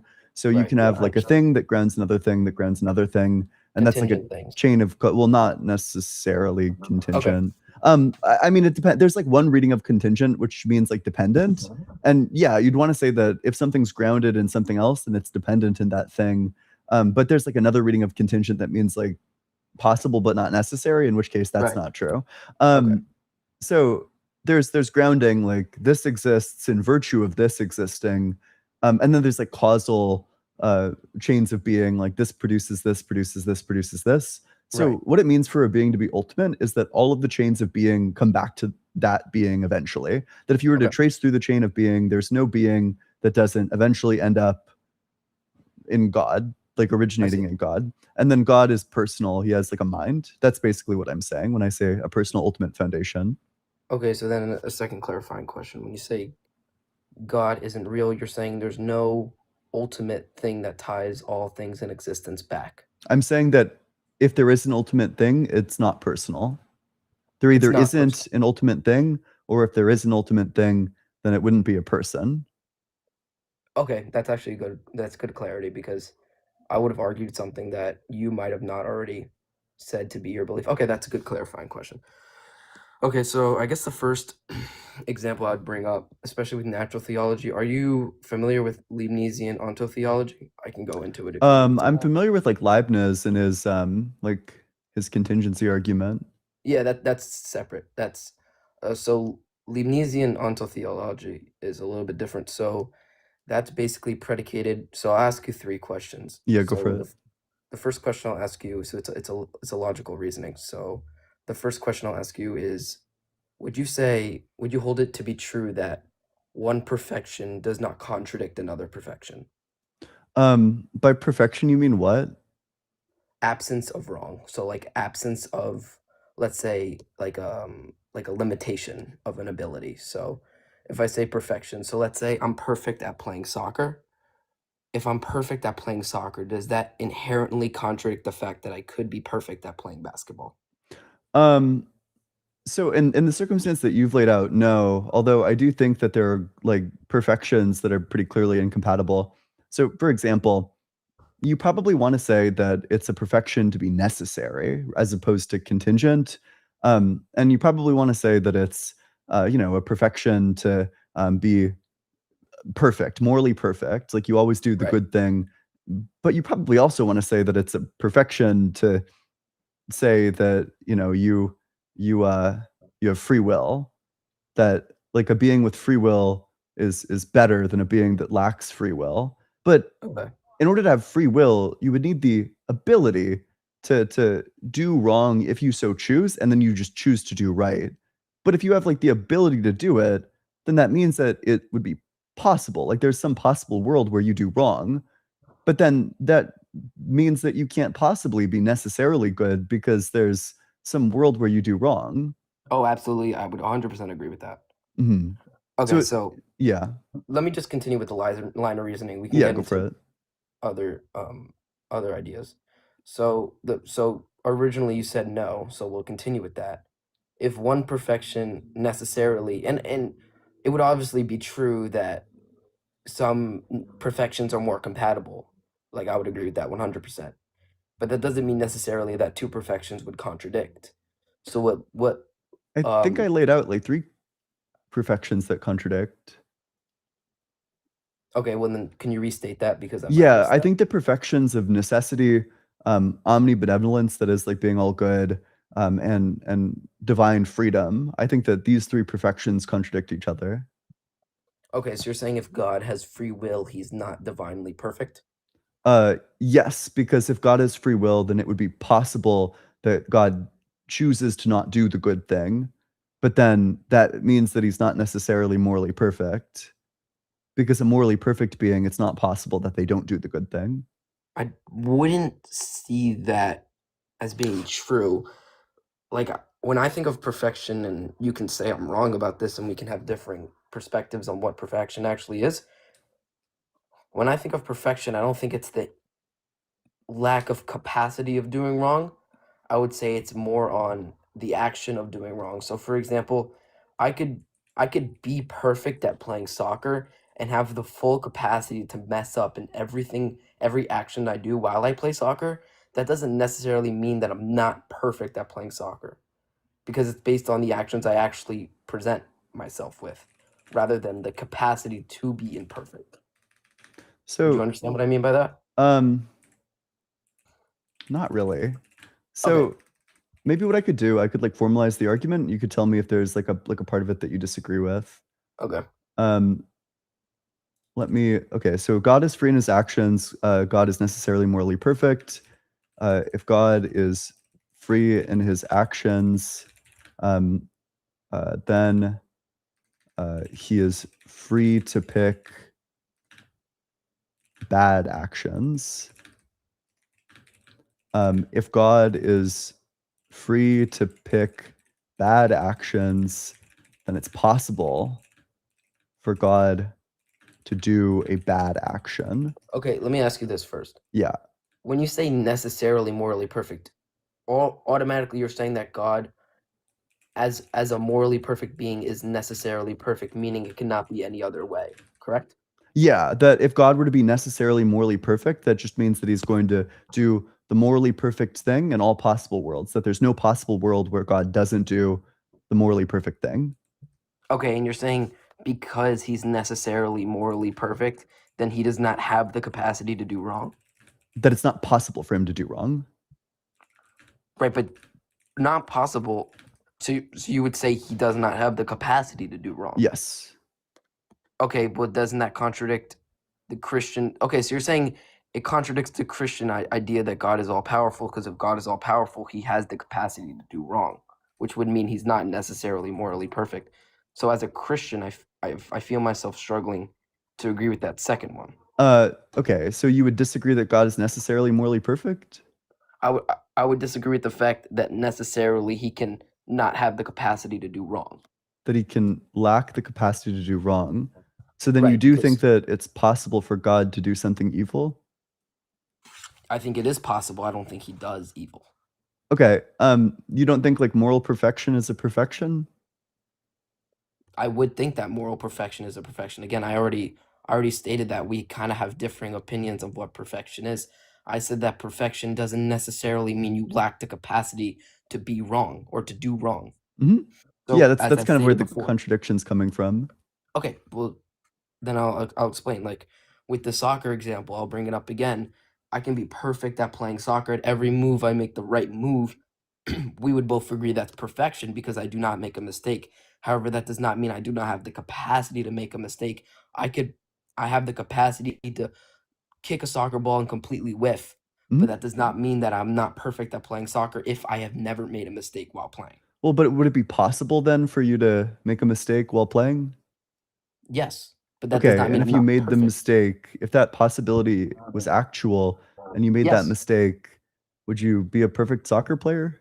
No, but that's the point, that the So then capacity there's is not actualized. okay, do you think that the perfection in terms of being a soccer player is like a necessary perfection? In this Again, scenario, are you like necessarily perfect at soccer? no, that's what I was trying to explain. So you think that God is contingent? He's like contingently perfect. If that would imply that he has the power to do wrong, then yes, I would agree with that. Okay. So you don't think necessity is a perfection? Necessity of being, yes. Necessity of morality based on the way you're defining it. And again, I would understand that other people might define necessarily morally perfect as different than you are. The way you're articulating it right now, I would not agree with the way you're articulating it. Okay. I'm not really sure. I think that it's hard for me to understand what a definition of moral perfection would be if it's something other than you do the moral action in every circumstance. I would agree. So Yes, but the you think perfection that's like is a contingent actualized. fact. So you don't think it's like you don't think the fact that God is perfect is like an essential feature of him, right? You don't think he's like essentially Define essential. essential is just going to be the traits that you have in all the worlds in which you exist. So rephrase your restate your question, please. Fuck, I suck with like short-term memory. So okay, You said something along the lines of God essentially being morally perfect or something like that. yeah, okay. So you would say like God is, I guess yeah, like is God essentially morally perfect? Is that like a part of his essence that God? Yes, Okay, because I'll explain. Can I explain? that's gonna lead to another contradiction, but sure. No, it's not, because again, you also just stated it. The perfection has to be actualized, and what I'm explaining is you're defining perfection. You said God must do the right thing every single time. That's his perfection being actualized. We're not disagreeing about that at all. I think where we're disagreeing is the fact that you're saying because he's morally perfect, that perfection must be necessary, in which he does not contain the power to do wrong. So okay, if God's being is necessary, then what follows from that is that his essence is also necessary. If God exists in all possible worlds, and an essence is something that exists in all the possible worlds where you exist, then God's Right. essence must exist in all possible worlds. So then, in all possible Right. worlds, God must be morally perfect if moral Right. perfection is a part of his essence. Because that moral So perfection is you would agree actual. then that God is morally perfect in all possible worlds. That does not make him necessarily morally perfect. Unfortunately, way- that just is what the word necessary means. But we Okay, could but we could then- probably get rid of the word necessary, and the contradiction is still like pretty like directly there, which is that you think that it's possible for God to do an evil thing, but also you think that in all possible worlds, God never does an evil thing. Because he is morally perfect, he actualizes the perfection. Okay, it's just a contradiction, though. I don't see the contradiction though. You can Okay, say it's yeah. a contradiction. Let me. I don't see it. Okay. Because literally what I'm trying to explain to you is that you're saying that God is perfect. So, and because he is perfect, his perfection is actualized in every single possible universe. That means he does not have the ability to do wrong. He doesn't have the ability to do wrong? That's what you're articulating. Is that because he is perfect in every single world, his perfection is actualized, that he does not have the ability to do wrong. It is, one sec. It is, let me screen share again. Okay, so the first part, God is morally perfect in all possible worlds. It is possible for God to do evil. I guess maybe like evil is not morally perfect. Right. Okay. So I guess do you where we're understand that getting there's like tied a up. contradiction in these three? No. You I'll explain. disagree that there's a contradiction?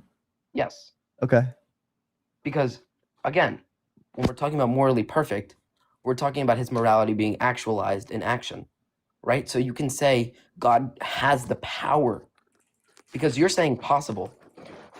I'm saying God is not limited by his morality. You're limiting God based on his morality, where you're saying he's necessarily morally perfect. He does not have the ability to do wrong. You're limiting him. And what I'm explaining is It's evil. God being all powerful has the ability to do the wrong action, do the morally wrong action. If possibly, or sorry, if there is a possible world where God acts evil, then God is not morally perfect in all possible worlds. Hold on. I never agreed that there's a possible world where God acts evil. I never agreed to that. So it's not possible for God to act evil? There's a possibility for him to act evil in every single world. That does not mean there's a world where he acts evil. Okay, so you think it's possible, but there isn't a possible world? I think it's possible for him. He has the power to act evil. However, I think he will choose against it every single time because he's morally perfect. Okay, so this is an accurate summary of your position, is that you think that it's possible, but there isn't a possible world? No, I never said that. I said God has the power to do wrong. However, I think God will never do wrong. Yes, but if you have the power to do wrong, then it's possible for you to do wrong. No, because you're rejecting God's nature.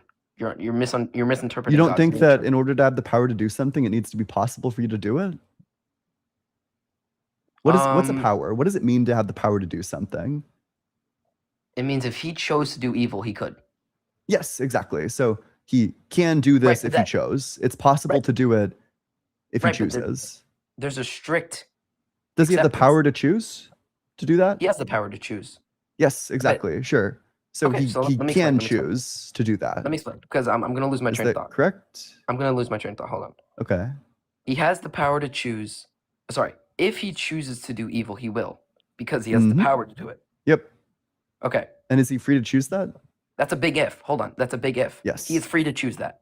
But we know that God is morally perfect, so that he will never choose that. Yeah. That does not mean he does not have that choice. So he can choose that. He could, yes. But that does And not, if he could do that does that, not then mean it's there's a- possible. Okay. It's possible he chooses that, but what I'm trying to explain to you is that God by So it is- nature. Okay, So let me it is explain. possible where God. Okay, wait. So Okay, but let me explain. it is possible for God to act evil. I would agree with God is morally perfect in all possible worlds.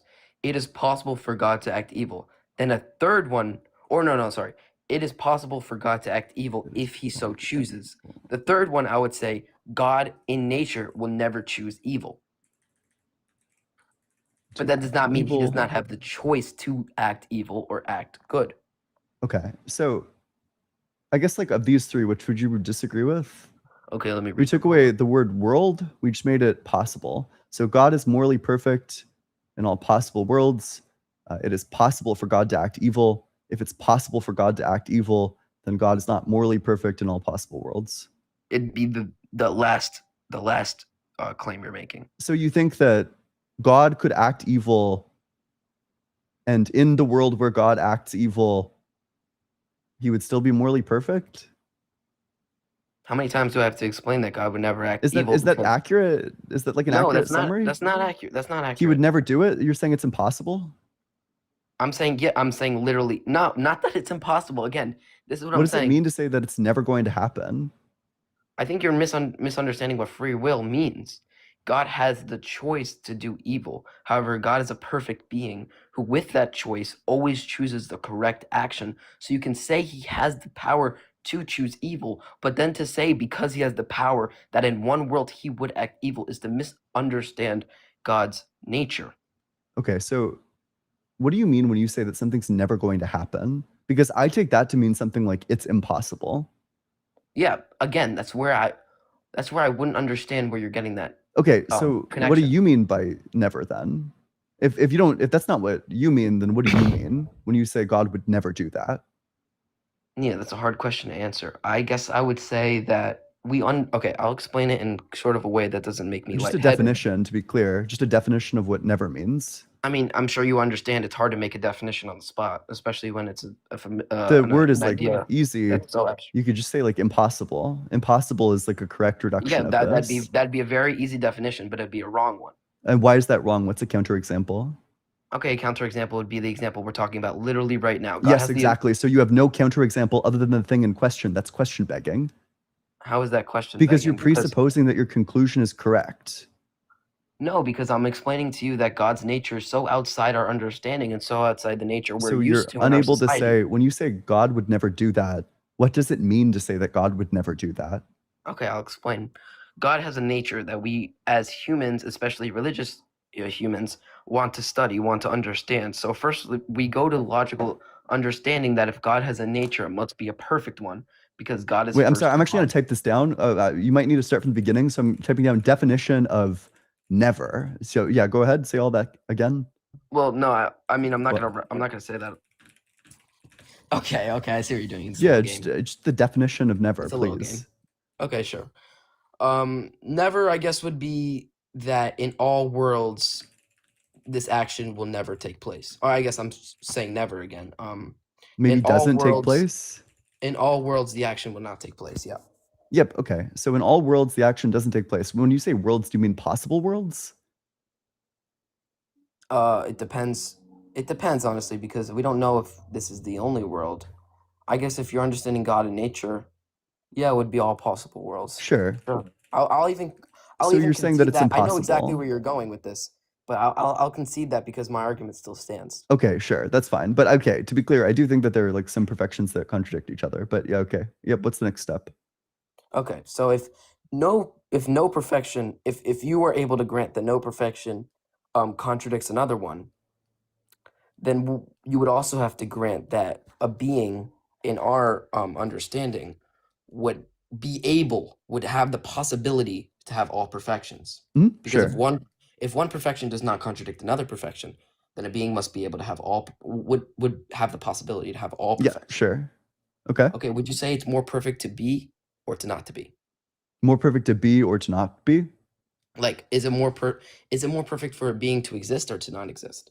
So that's a weird question because I take perfection to be something like a trait that adds more value than any other traits, at least along that Right. axis. So I think Right. that there are some things that are more valuable not existing, or rather like they're just like a disvalue. So for example, I think that the fact that malaria exists as opposed to not existing is an imperfection. Oh, absolutely, I would agree. I'm saying if you had a being If you okay, let me explain Yeah. that again. Let me explain it again. If you had a being that had every other perfection except the perfection of existence, would you say it'd be more perfect for that being? Oh, to I'm exist? sorry. I remembered like the good critique, which is that I don't think that being is like a predicate. I don't think that this is Oh, like that's a Kant's critique. property. Yeah, that's Kant's critique. Yes. So you wouldn't consider being to be a perfection.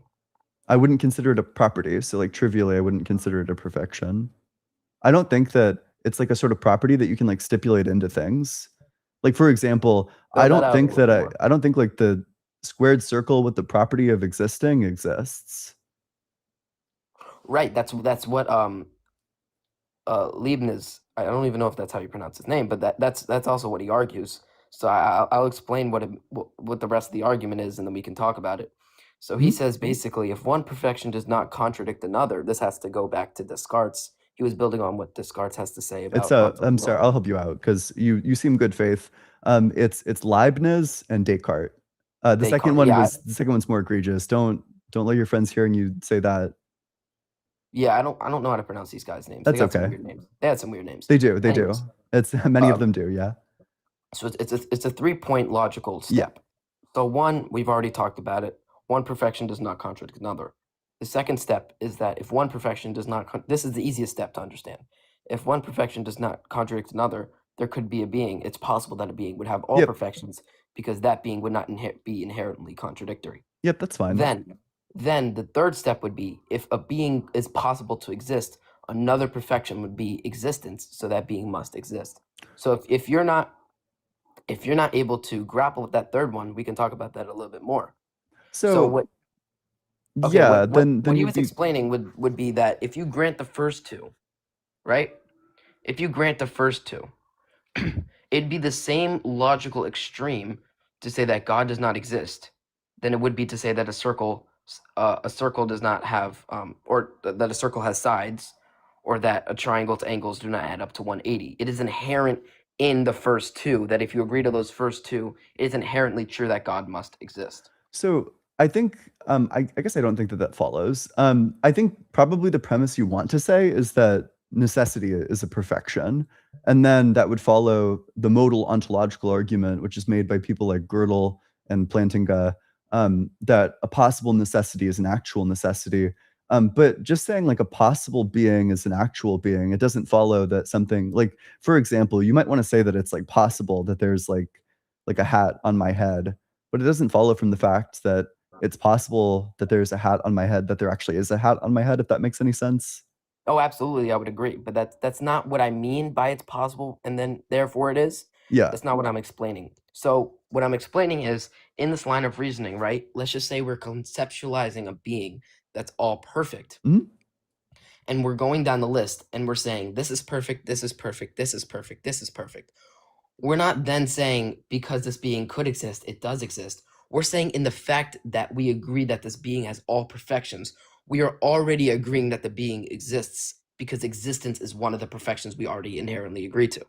That's what I'm Oh, trying to no, I wouldn't think that that follows. I mean, for example, the perfect sandwich maker, would have made me a sandwich right now, right this second, and because it's better for that thing to exist rather than not exist, it must actually exist. And yet there is no sandwich in front of me right now. Okay, let me try to grapple with that because I'm trying to understand how that relates exactly to what we're saying. I guess I'd have to So say, it's okay, so you're saying if that if we're sandwich. imagining like a perfect sandwich maker, we've already imagined that it exists because in order for it to be perfect, it would be better for it to exist as opposed to not existing.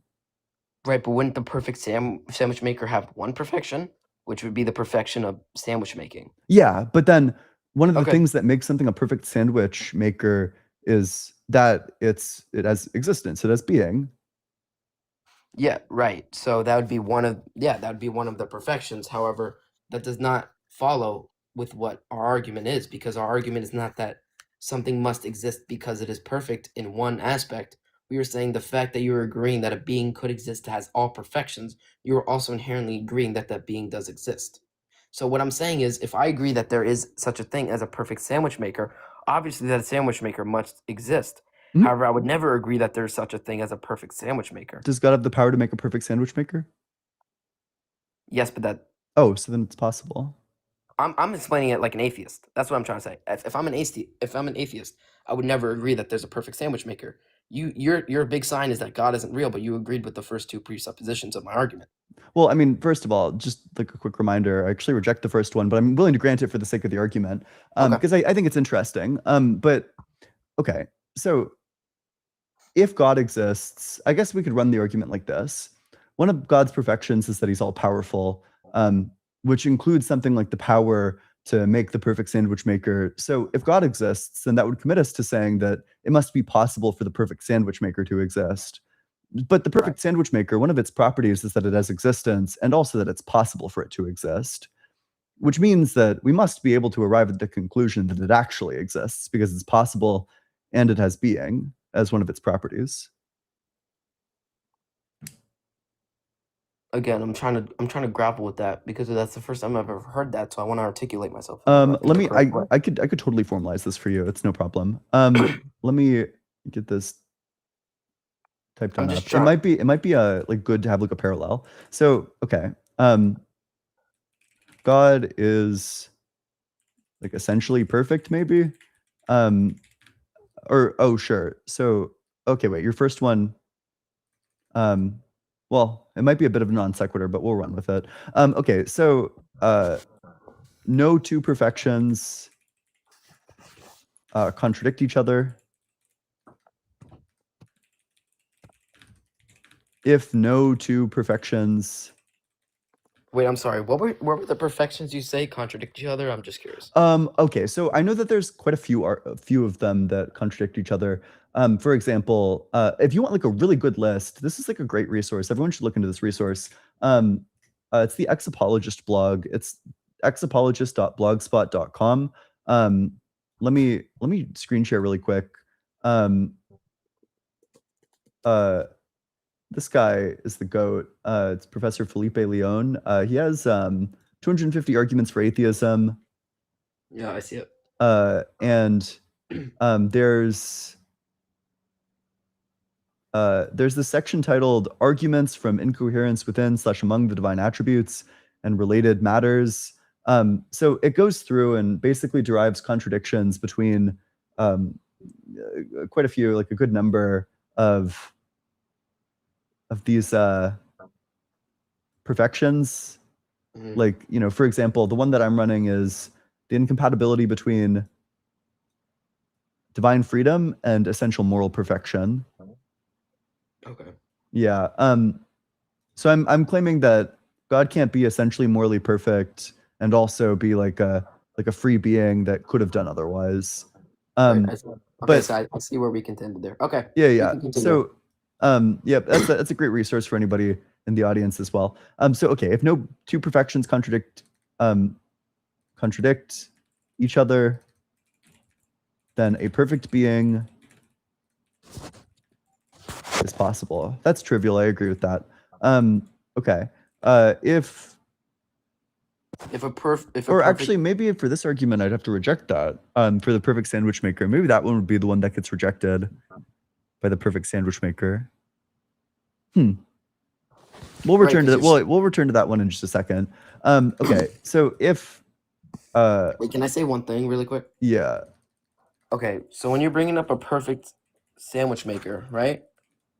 I wouldn't agree that that's a perfect being in the way we're defining it. so I could say one, a perfect sandwich maker is essentially perfect with respect to making sandwiches. Oop, I misspelled it. Fuck. Right. Critical blunder. Okay, and then the rest of the argument would follow. No two perfections in a perfect sandwich maker contradict each other. Right, but what other perfections does a perfect sandwich maker have? You haven't It articulated makes that. fire sandwiches. Makes the best sandwiches. That's one perfection. Hmm? Or are you saying each sandwich is a different perfection? No, just that it has the capacity to make perfect sandwiches, and it makes them for everyone who wants one whenever they want one. No two perfections in a perfect sandwich maker contradict each other. If the second one is true, then a perfect sandwich maker is possible. And then being is a perfection. And then I suppose there's like kind of like a hidden fifth premise, which is that from 2 plus 3 plus 4, it follows that that a perfect sandwich maker exists. Yeah, but that's where I'm saying I think you're making a mistake. But Is that one would also need to be in yours as well. Otherwise, it's a non sequitur. No, because I'll explain. Because what I'm trying to explain here is that existence is one of the perfections that God has in being a perfect being. Now, when we're talking about a perfect sandwich maker, that perfect sandwich maker might be perfect in making sandwiches. That does not mean that they have all perfections. They would not be a perfect being. They may be perfect at making sandwiches. They're not a perfect being. Mhm. And so because they're not a perfect being, I don't have to agree with the fact that they must have existence because existence is perfect. Okay. So, but then it's unclear what you'd be rejecting, because you also need to add in like to avoid your argument being a non sequitur, you would need to add into it that a perfect being is possible. Or sorry, if a perfect being is possible, and being is a perfection, then a perfect being exists. Yeah, that's Leibnizian ontotheology Yep. right there. Therefore, a perfect being exists. So I don't know why. And so also, apparently, I would only need the second half of the third one, which is just, oh, I pressed the wrong key. If it is possible for a perfect sandwich maker to exist, and perfection, or being is a perfection, then a perfect sandwich maker exists. Right, but would you see the difference there between Why? the two? Because you're replacing a perfect being with a perfect sandwich maker. Mhm. Right? That's what you're doing? Yes. Yeah. So why would the fourth one be true, but the fifth one wouldn't? Tell me all the perfections of a perfect sandwich maker. Tell me has all the to be. perfections of God. I would literally be every single one. Okay. Well, I'll say, On you know, every all the single ones category. that don't contradict the purpose of making sandwiches. Okay, but if no perfections contradict, then the sandwich maker would be a perfect being. No. Okay, Because, like, thank for you. example, the reason why it wouldn't be a perfect being is because a perfect being would not have made me a sandwich right now, under your view. Because if you believe that a perfect being exists and that perfect being would have made me a sandwich right now, then there would just be a sandwich right now, but there isn't. So clearly, one of the perfections must contradict a perfect being making sandwiches for me right now. Okay, so let me try to understand Yeah. what you're trying to say, because it's a little complex. Yeah, it is a bit complex. If you want a good book on this as well, I know I'm throwing like too many resources at you. Michael Huemer's Knowledge, Reality, and Value is a really good breakdown of an argument.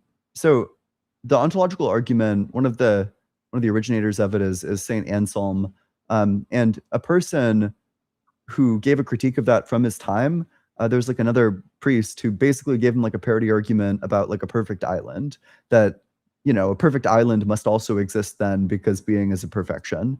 And Huemer goes through and explains why actually the symmetry breaker does hold, actually why there is the opposite, actually why there is no symmetry breaker.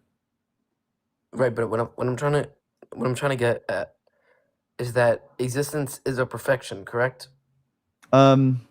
Or it would be more perfect to exist for a Yeah, perfect yes, being. I think that for a being that adds value to the world, like a being that's net beneficial, yes, I would agree that being is a perfection. Okay, and you would think a perfect being would add value to the world, correct? Yes. Okay, so what I'm trying to get at, okay, so you're saying every single thing that adds value being would be more perfect than not being. Yes. And you're saying a perfect sandwich maker would not be perfect if he does not exist?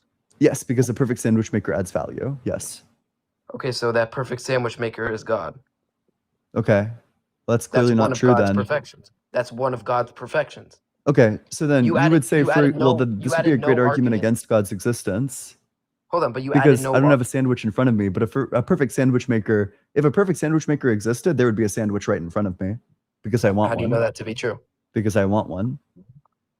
Okay, so you're saying automatically if you want one, then because a perfect sandwich maker must exist, or that if my argument is true and a perfect sandwich maker exists because you want a sandwich right now, there would be one in front of you. Yes. And because there's not, a perfect sandwich maker does not exist. Yes. And you would think the perfect sandwich maker's only purpose would be to supply you sandwiches. Yes. Okay, so what I'm trying to explain is that being a perfect sandwich maker is one of the perfections God has. Mhm. Is that the only perfection God has? Presumably not, but if none of the other perfections so- contradict it, then there should just be a sandwich in front of me right now. Okay, so what I'm trying to explain, okay, that's fine. Would God have multiple purposes then if if he does not only have one perfection? If he has like purposes that contradict each other, then it seems like perfections actually would contradict each other. No, because you're assuming automatically because someone's a perfect sandwich maker, they're perfect at making sandwiches. That would mean that you would have a sandwich right in front of you automatically. My claim is not that there would be a thing that is perfect at making sandwiches. It's that there would be a thing that's not only perfect at making sandwiches, but then also has the added value of getting me a sandwich every time I want one, which would include right now. Okay, so my only rebuttal that I can think of on the spot to that would be that if you had a sandwich every single time you wanted one, would you really love sandwiches that much? And if you didn't love sandwiches that much, then the sandwiches that the being would make would not be perfect, no? No, they could still be perfect. You could just pump them out. Like, for example, I think that there are probably some foods, I could simply not be hungry. And then when I am hungry, I would get like a perfect sandwich because that's what I desire. Oh, it's what you desire. Okay, so Yes. does God, if God is perfect, you think he would feed all of our desires? I think that he would feed I think that he would feed some of the desires. Not all of them, Some. but some of them. Not all of them. Yes. For example, I think that it would add value to God if he gave a sandwich to everybody every time they wanted one. I think that would be something that adds value to God. Add value to God. Okay, would that add value to your being, your character, your Yeah. understanding and your relationship with God? You think that would add value? Well, first of all, I would believe in God if a sandwich materialized in front of me. Yes. I actually don't agree with that, but that's besides the point. So you're saying that if you had a sandwich every time you wanted one, I mean, I want you to really think about this for a second. If you had a sandwich every time you wanted one, you think you would still enjoy sandwiches? Like, Yeah. be honest with yourself there. Yeah. If it's a perfect sandwich, then yeah, I don't see why not. Presumably, a perfect sandwich wouldn't make me jaded to sandwiches. Otherwise, that would be an imperfection. I don't know how I'd handle that question. I mean, I'd have to think about it. Yeah. But This is mean- like really similar to the island objection, by the way. Again- You should definitely look into the island objection. In fact, gosh, I'm throwing too many resources at you. I'm sorry, but you seem I'm good writing them all faith. down. So I'm sure the SEP has. Yes, they do. They do. Oh, you're talking about the perfect island? Yes, the perfect island. Yeah. Okay. So, God, another person's name I just don't know how to pronounce. This is which one? Anselm? Galnilo? Oh, I don't know how to pronounce that dude's name either. That dude's a Yeah, I'm loser. def- He never I'm- shows up. yeah. You'll never see his name again. I'm definitely mispronouncing that. Yeah. It's probably I'm like writing a book, so I'm trying to get everything down I Gonio. can. I'd wager that it's Gonio. But yeah, so are you familiar with the Stanford Encyclopedia of Philosophy? No. Okay. You should for sure if you take nothing else, like this is like the valuable resource. You should visit this one like basically every day if you're like serious about philosophy. It's plato.stanford.edu. It's the best internet encyclopedia for philosophy topics. It's written by professional philosophers. So there's an article on it called Ontological Arguments. There's in the 11th section of it, there's a section titled parodies. This lays out in like really good detail. It's also way shorter than the humor book section, but it lays out in really In the good detail the 11th section, Perfect parodies? Island. Yes, yes, yes. Oh, I see it. Lays Okay, out the I'll look at Perfect this. Island objection. I'm writing a book, so I'm trying to What's get it everything on? down. Oh, it's gonna be on natural theology, kind of what we're Okay, discussing right now. But that's it's gonna pretty be both cool. sides. You know, I'm not into that bias stuff. Yeah, well, you'll definitely want to read from the SEP if you're writing a book on natural theology. In fact, they might even have an article on natural theology that would be helpful for you. Yeah. Okay. So what I would say again about the perfect sandwich maker, Mhm. that argument. So again, what I'm tying the existence to is the fact that existence as a prerequisite would be a perfection, and we both would agree on that if the being is perfect. Now, if the being is perfect, we would both agree that if the being is perfect, a being would contain all perfections. Now, in the sandwich maker's case, if you're saying necessarily that the sandwich maker must exist, that would follow the logic that the sandwich maker must have all perfections to exist based on the logic that we're bringing up. If you want to bring up a different logical understanding for why the sandwich maker must exist, that's different. But if you want to go based on the arguments we have, or the logical understandings we have brought up, to say that the sandwich maker must exist would be on the prerequisite that we're understanding that the sandwich maker contains all perfections. And if you're saying that the sandwich maker contains all perfections and must exist, then all you've done was substitute the word sandwich maker in God. Yeah, that's a parody argument. Yeah. Okay, so is that all you want to say about the topic? I mean, we can move on. if you want. So, yeah, I mean, well, okay, maybe there's a bit of a miscommunication there, but so what I'm stipulating the essence of the perfect sandwich maker is that it has all of the perfections that assist it with its telos, with its purpose of making sandwiches, as much as it can. Mhm. Okay, so my next question would be more in like a broad sense. Yeah. Do you think there's a hierarchy of purposes? So this is gonna be weird, but yeah, I do. I think that there's like an ultimate I think there's an ultimate end that we're all aiming at. I hold to like an Aristotelian like virtue ethics, like eudaimonic good life type view. I think that Yeah, yeah. everybody's aiming at the good life, and then all of the actions that we take are going to derive from that. I don't think that there's any sort of like I think that if you wiped out all of the minds, then so too there would just be no hierarchies of purpose. But if a mind exists, I think it's committed to the good life as the ultimate end. Okay, I'll build on that later. My second part would be, do you believe in a principle of sufficient reason? Just saying, like everything has an explanation for why it's the case. Every Everything has an contingency. Not only that everything has an explanation, but that there must be an explanation for existence. Do you want to say this is true of everything or just contingencies?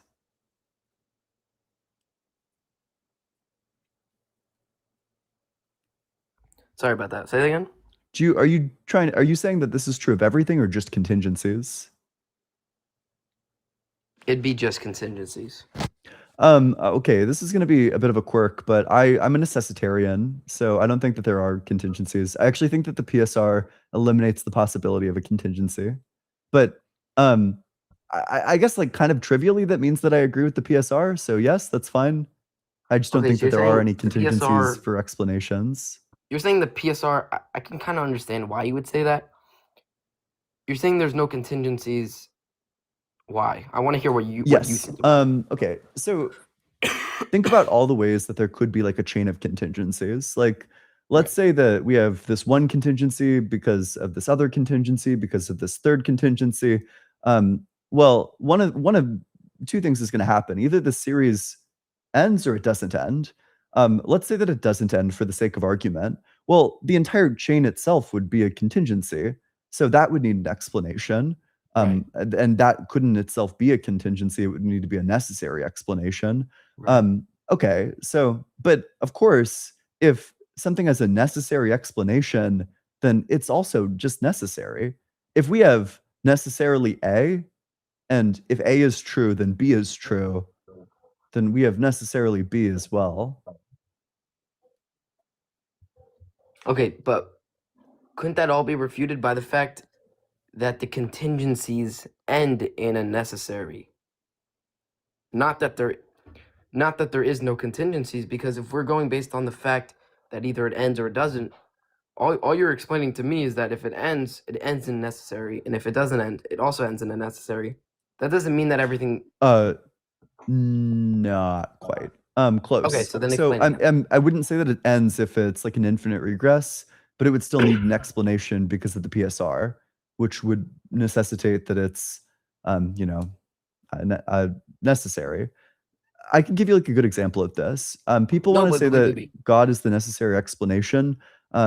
But okay, let's say that God chooses to create.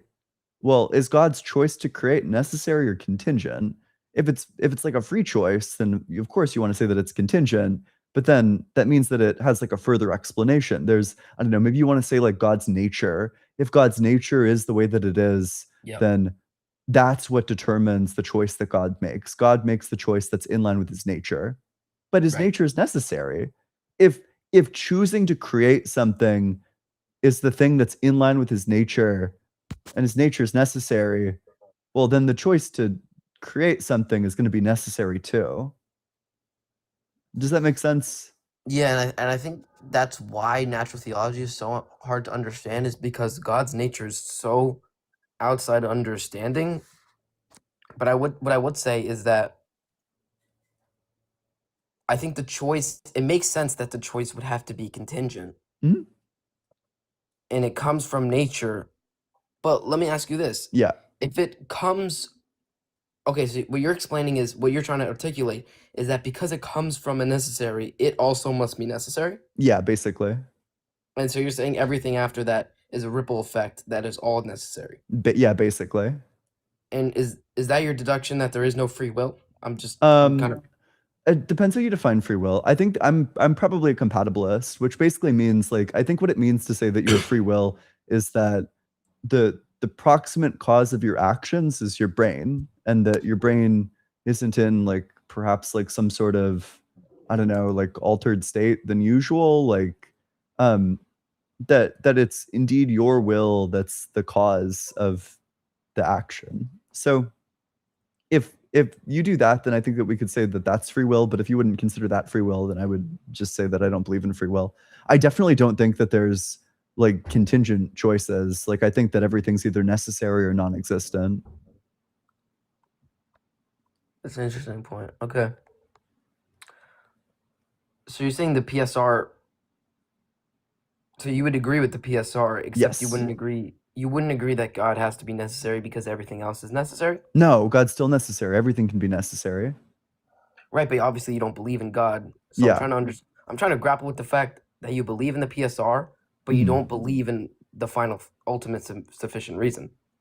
I'm I trying don't to know why I grapple would with think that. that there's just one. Okay, so I think Well, that the because I'll universe explain why. probably does reduce to something. So I think the universe reduces to a necessary thing, that it's like ultimately grounded in a necessary thing.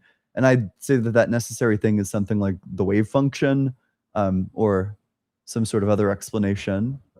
I think this kind of ties back to what you said in the beginning, which I kind of made a mental note about it, is that you seem to agree with a lot of what natural theology has to say. What I would say is that what your main fault would be on the personalness of all of these things. So for example, like, yes, maybe there's a first cause, but is that first cause personal? Mhm. Yes, maybe there is, let's say, a first necessary existence. I'm not saying you believe this, but I'm saying this could be the belief of people like-minded to you, Mhm. that Yeah. maybe these things aren't personal, right? Yes, Is that kind of what I'm I getting at? totally agree with that. I think that all Okay. of that is compatible with atheism, though. So Y- I'm probably a foundationalist about like ontology. So I think that if you trace the chains of being, I think that there isn't going to be like an infinite regress there. Right. I would agree. Although I might think that there's like circular dependences. That seems like at least possible, but I don't think that there's like an infinite regress of being. down somewhere. I think there's probably is like some sort of foundation, but I just don't see a reason to think that that foundation is personal. And And the same the thing first goes thing I'd with say, yeah, go okay, for it. sorry. The first thing I'd say about that is, I think you study the nature of our universe, the nature of our creation, and you see, especially if you believe, let's even say you believe in a creator, you don't believe that a creator is typically personal. I would disagree with that just off premise, because I feel like our world is made by something personal based on the truths we see and just the creation we experience. Like, for example, if God wasn't personal, why would he create us with the ability to love? I feel like that would be the first thing I would say. That's you probably want to phrase the data different than that, because the way that you phrased it is question begging. I obviously don't grant that God created us, but if Okay, the thing that you're I asking understand. for an explanation for is like the fact that we feel love, I think that there's good reason why we would feel love. I think that things like evolution explain the fact that we feel love. It has huge evolutionary benefits. You know, we form okay, a human child is a huge investment. We're not up and going until we're like fucking 25 or something. Like, you're seriously growing for like a really long time. And that's a huge investment. So in order to raise human children for as long as it takes to raise a human child, we form these communities and we form relationships where we take care of the child because we love them, and we stay with the community because we love them. So it just seems like evolution is like a good explanation for why we feel love. Yeah, I've heard that before. I've also heard a lot about just different evolutionary reasoning for why we experience certain things. Mhm. I guess the first thing I'd say to that is it's kind of hard to discuss it, because to me, in the book I'm writing, I'm explaining the differences between a primary understanding of God and a secondary understanding of God.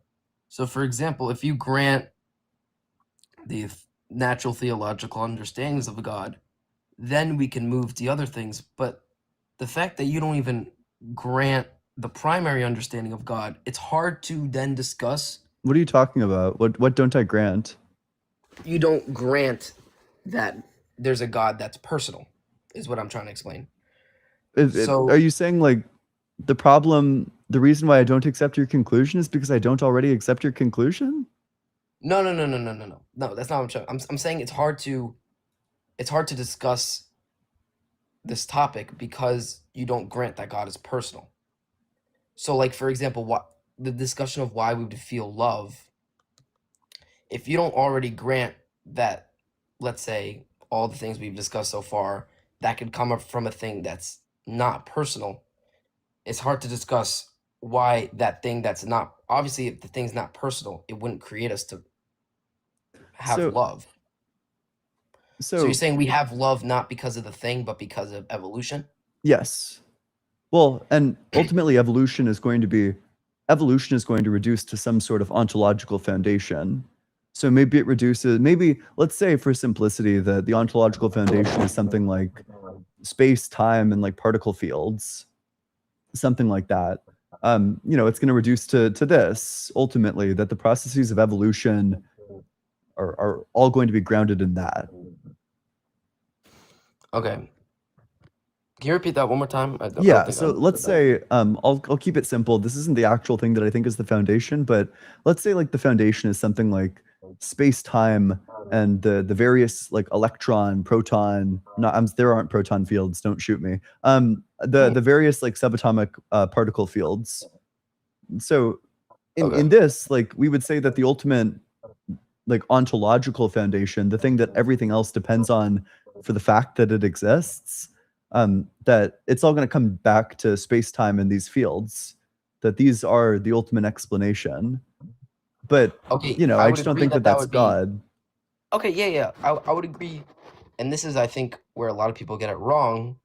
I would agree that would be the how, but I don't think that would be the why. I'm not sure what why means there.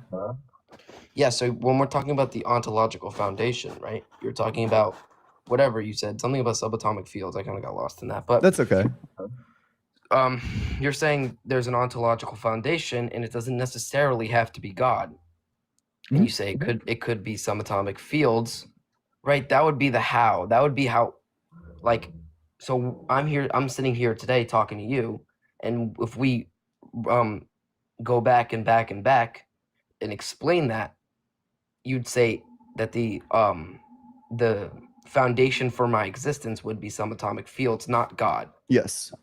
Right. That would be the how. That would be the scientific how.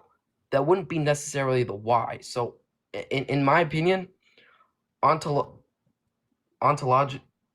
arguments are not founded based solely on the how. For example, when you talk about God's existence, it's not simply just like. Can you using- clarify your objection a little bit? When you say it's based on the how, like, okay, what do you mean by why? Like, do you take why to be something like the normative reason why it exists? Because I don't know if I'd say that there's like a normative reason why the universe exists, like why it ought to exist. But if what you mean is something like a metaphysical explanation, well, I think that what I've said is a metaphysical explanation. I would. Oh yeah. That's the distinction I'm trying to make between the how and the why. Yeah, so I would say I would say the lack of normative reasoning for the universe would be where we disagree. So, for example, when we're talking about metaphysical foundations, yes, I would agree with you. In terms of metaphysics, the foundations ontologically would be subatomic fields or whatever scientific discovery we don't understand yet. You don't want to say Or that. whatever. Why? You don't want to say. You want to say that the ontological foundation is God. You definitely don't want to say that it's subatomic fields. I'm saying metaphysically in our physical world. You want to say, oh, sure. Well, yeah, that's Then maybe I shouldn't use ontologically. But I'm that's saying, maybe fine then. Yeah. Yeah, I'm not saying ontologically in terms of, yeah, I'm saying just in our physical world. If we're like retracing explanations, it would be based on the foundation of whatever scientific discovery we don't understand yet. But I'm talking more about like a normative reasoning. So, for example, evaluating why this universe ought to exist, you may say that there is none. I would argue that there is, and I think that just has to do with the basic disagreements we have on like God's existence. So, for example, I'll ask you a question. Yeah. Like, if you were to believe in God, you would agree that there would be a normative reasoning why this universe ought to exist. Yeah. So the problem there is that I think that normative reasons, in order for normative reasons to exist, I think there needs to be agents. I think that if you don't have agents, then it does. I'm not really sure what it means to say that there's like a reason for something to exist. I think that reasons talk relates to things like actions, things like, what should I do? And then you consider like the reasons that are at play. I don't really think that it makes sense to talk about reasons outside of the context of an agent, which means, yeah, unless you have like a reason to think that, unless you can give me like a justification for thinking that God exists, I'm probably going to think that it's like in this incoherent. Case be the agent? Wouldn't God be the agent? Yes. That's why I would agree with you if God did exist, but not if he doesn't. Okay, yeah, that's kind of what I was trying to explain there. Okay, so what I'm trying to explain to you is that metaphysically, I don't think you're wrong. But what I'm trying to explain to you is that I wouldn't agree that metaphysically we have the explanations for the entire universe. So, for example, like, do you think everything in existence, not only physical, do you think everything in existence can be explained solely with science? No. I think that they're like Okay. metaphysical explanations. Okay, so, like, do you think so I'm trying to get, like, more general with it because the lack of belief in God makes it hard for you to kind of grant anything I would believe in. But would you believe that there is something absent our physical world? Maybe. Like, I think mathematical objects exist. Okay, so there must be a normative reason why our physical world exists if there is something outside our physical world. Why would that possibly follow? Because if there's something outside our physical world, then there must be an agent that created the physical world. No, that doesn't follow. For example, I could hold that there are non-agents that are outside of our physical world. So, for example, the thing that I think exists outside of the physical world is mathematical objects. I think, for example, like numbers exist, that they actually exist like platonically. Right. That would be a transcendent truth. No. Yeah, I'm fine with that. Okay, so if that's a transcendent truth, then what I'm trying to explain is there's a hierarchy of truth. Same way there's a hierarchy of purpose. I think that's like almost certainly false. I think that like for sure there are going to be things that are made true. Yeah, that I just actually don't think that that could possibly be true. So you don't think, like, for example, science unifies? I do think that science unifies some things. It unifies like a specific domain. It unifies the things that Yes. are like observable and repeatable. So maybe I shouldn't use the word hierarchy because that makes it seem that some things are more true than others. That's not what I mean. hmm I guess what I'm trying to say is that there's a unity of truth. That's why, for example, what scientists do you are looking mean? for. So, for example, like scientists are looking for the theory of everything because they know truth unifies. Oh, sure. You're just saying that things are like emergent or that there's like some sort of reduction of some truths to other truths? I wouldn't know what you mean by that, but I'll explain the logic. So, if truth unifies, right? If we're saying that it would follow that truth unifies, and that's why, for example, scientists know, well, not know, scientists want to look out for a theory of everything because they understand a basic principle that truth unifies, then that would mean transcendent truth also unifies. So that would be a definition of God that, for example, you would be rejecting. Or are you saying that that transcendent unifying truth would not be personal and that's why you reject it? So here's what's confusing to me is that when we speak of truth, I take truth to be something like a property of propositions. Okay. So I'm not sure what it means to say that there's like a unified, like, are you just saying that there are like objective truths? I probably agree that there are objective truths. I'm not sure that I know what it means to say that there are like unified truth other than that. Okay, so I guess what I'm trying to say is that, for example, you have different fields of study, right? hmm And those fields of study, those fields of study are true. So, for example, like the mathematical teachings of calculus are true, and they're transcendently true. Sure. Okay, so the transcendent truths of calculus have a relationship with, let's say, the transcendent truths of geometry and algebra. Would you agree with that? That seems plausible. They probably follow like the same mathematical structure. Okay, so if that truth has a relationship, then it would be a following grant that all truths in some way have a relationship because they're Possibly. transcendent. Because they're transcendent. Possibly, in the sense that like truth is, well, I take truth to be something like that, which is the case. Right. But that which is the case has a relationship with all the other things that also ought to be the case. Wait, So, for what? example- We just threw an ought in there out of nowhere. That was like blindsiding. Okay, so what I'll explain. So Yeah, please. for example, I'll go back to the pre-calculus or calculus. Calculus is true transcendently, and you can Okay, also we should probably agree- get clear. When you say transcendently, what do you mean?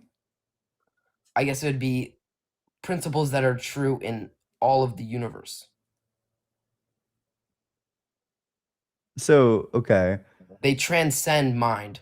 So Okay, absent so you're just mind, they saying, are still so true. you're literally just saying like there are things that are objective. Yes. Okay, I agree with that. So that's what I mean, like transcendent. Like they transcend mind. So absent mind, let's say no humans existed, calculus would still be true. Yeah, sure, I can grant that. So you would argue that, like, for example, math was discovered, not created. Yes. Okay, so I'm glad you can grant that. That's important.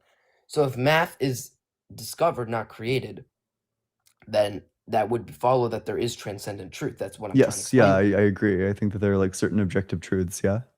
Right, and what I'm trying to explain is that the transcendent truths have a relationship. So, for example, like the transcendent truths of calculus have a relationship with the transcendent truths of algebra? Sure, that's fine. I think probably what I'd say the unifying factor is that they all have like consistent identity. And you would say that's the unifying factor between all truths. Yes, consistent identity. And what would be that identity? That they are true? No, so the consistent that would be a identity of something like 2 is going to be the fact that it's identical to itself. That 2, it's not the case that 2 doesn't equal 2. The fact that 2 is self-identical is what makes it consistent. Right, but I'm explaining. I'm asking more along the lines of you said that the transcendent truths of calculus have relationships with the transcendent truths of algebra, and you said that the transcendent the unifier there is similar properties, right? You said that? No, like self-identity. Like, well, so Explain for them. mathematical truths, there's going to be a couple of things that unify them. One of the things that unifies them is that they have like shared mathematical structure, but like the easy thing that unifies all truths is that they follow the same logical structure, which just means that they all have consistent identity. Right. Okay. So if they have consistent logical structure and consistent identity, then they are unified, correct? If they have consistent logical structure, And wait, consistent sorry, say that identity. again? If they have consistent Yeah, I'm fine identity. labeling that as unified, sure. Okay, so again, this goes back to what I originally said, that transcendent truths are unified. Okay, that's fine. Yeah, so you're just saying Right. that there's like objective There's a things, they're like unified objective transcendent facts, truth. and then there's like something that these objective facts have in common. That's fine. And there's a transcendent truth. Yeah, that's fine. Yeah. Okay, so what I'm explaining is you don't think that transcendent truth is personal. No, that's like obviously you super don't want to say that the unifying factor is God. Otherwise, you're going to end up saying things like Hitler is all good. Because I take the unifying thing to be something like being. I think that's what consistent identity is being. You don't want to say God is being because Hitler had being and God's all good, so that would mean Hitler's all good. You No, for no, sure no. you for sure don't want to say that that's the thing that's personal. No, that's not what I would say. I'm saying that there's a unifying transcendent truth. Okay. And I'm saying that the unifying transcendent truth, do you think that unifying transcendent truth, well, I guess you wouldn't even say it's contingent, you would say it's necessary, right? Yep. I'm a necessitarian, yes. Oh god, this is hard because PSR doesn't even work on you because you're just such Well, a it's I necessitarian. accept because I accept the PSR, I accept that everything is necessary. I think that if you were to reject the PSR, then probably you could hold that there are contingent things, but I don't think it. Okay, there's two senses of contingency. You might mean contingency like one thing ontologically depends on another thing, or you might mean contingency as something that could be the case or could not be the case. So which one do you mean? I wonder if those are separate because I've heard both. They are. I've heard both, and I'm not sure which one exactly is. Which argument are you trying to make? I can tell you guess which it- one you probably want. I guess it would be the former. Which one? The former, Fuck, can you tell me which one the former was? where that it ontologically depends on another Oh, thing. sure. Yeah, that's fine. So if it's Then in this ontologically- sense, I do think that there are contingent things because I do think there are some things that depend on other things. okay, But I good. don't think that it's possible for anything to be any way other than the way that it is. Okay, that's good. So if transcendent truth exists, a unified transcendent truth. If transcendent truth, so if objective truth exists, then there is a unified transcendent truth, and by that you mean okay, so you're just saying like if there is objective truth, then these objective truths have like shared properties. Okay, I agree with that. Okay, and then what I would say is this transcendent truth, based on my definition of contingency, would you say it's contingent? Or the contingency that so Would I would say this that it's transcendent truth contingent? would it be dependent? No, I don't think so. Okay, I would disagree. I would say it is dependent. Okay. And what I'm explaining is I'm saying it's dependent on God's creation. So God created the universe with transcendent truths. So probably you don't want to say that, because if you say that, then that seems to imply that prior to God creating, that he lacked like transcendent unified truth.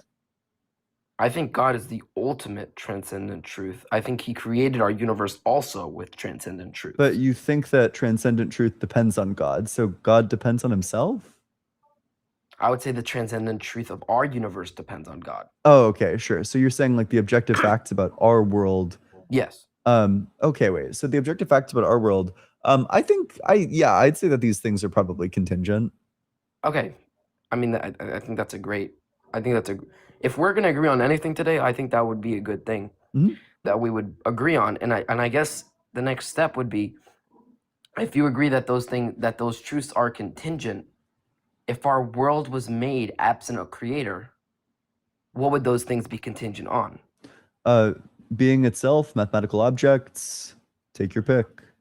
I think that foundationally it's going to come back to being, which is just going to be the things that have consistent identity. And you're saying being is more transcendently true than the mathematic principles? I don't really know what it means to say that it's like more transcendently true, but I think the fundamental thing is like self-identical objects, and then that's the grounding for various truths. Like, for example, I think consistent self-identity is the grounding for things like logic. I think that all the laws of logic are really doing is saying that there are things that are self-identical. That, in fact, everything is self-identical, that there's nothing that isn't self-identical. Okay, I'm just trying to grapple with the fact. Okay, you're saying that there does not have to be a creator to create transcendent truths because the transcendent truths are contingent on being itself? I'm going to say that some of these transcendent truths are necessary. Like, I'm going to hold that like there are like objective truths. So, for example, 2 + 2 is 4. That's necessary. I don't think God could create a thing like that. You know, that is an interesting point. For sure, you don't want to say that God could have created like 2 + 2 to be 5. So if he can't do that, then it doesn't really make sense to say that he created 2 + 2 to be 4. No, I would say I wouldn't know if he could create it, because like this is why it's just so complex, and it's a hard topic to swallow. This is like a level 1 blunder. Otherwise, if you need to say that God can't make 2 + 2 = 5. Otherwise, you end up saying that God has the power to do contradictions, which just makes the belief illogical. No, because I think that has to do again with God created this universe with transcendent truths. And the question is, could he have created a universe where 2 + 2 is 5? And you're saying that's an inherent contradiction with what? So if we presuppose that God exists, and you're saying if God created a universe where 2 + 2 is 5, that would be an inherent contradiction to what? Yeah, you'd end up having to say that, for example, like 4 is not identical to 4. Okay. So you're saying that there is transcendent truths that are outside the jurisdiction of God. Yeah, like necessarily. You might want to say that they somehow like depend on God. Like maybe you want to be like a divine conceptualist, but this is like, gosh, another great instance of the Stanford Encyclopedia of Philosophy. But there's an article about this exact topic. It's titled God and Necessary Beings. And it talks about, so there's this problem with God, which is that there's a lot of things that are considered necessary. Things like, you know, if they exist at all, you want to say like numbers exist necessarily. You don't want to say that numbers are contingent. And in terms of like they exist in all possible worlds, there's no possible world where they don't exist. So you're trying to find some way to say that these things that are true in all possible worlds somehow depend on God for their existence. It doesn't seem like God could possibly create this, especially if he still has free will, because then there's going to be like some possible world wherein this necessary being doesn't exist, but that's a contradiction. So, gosh.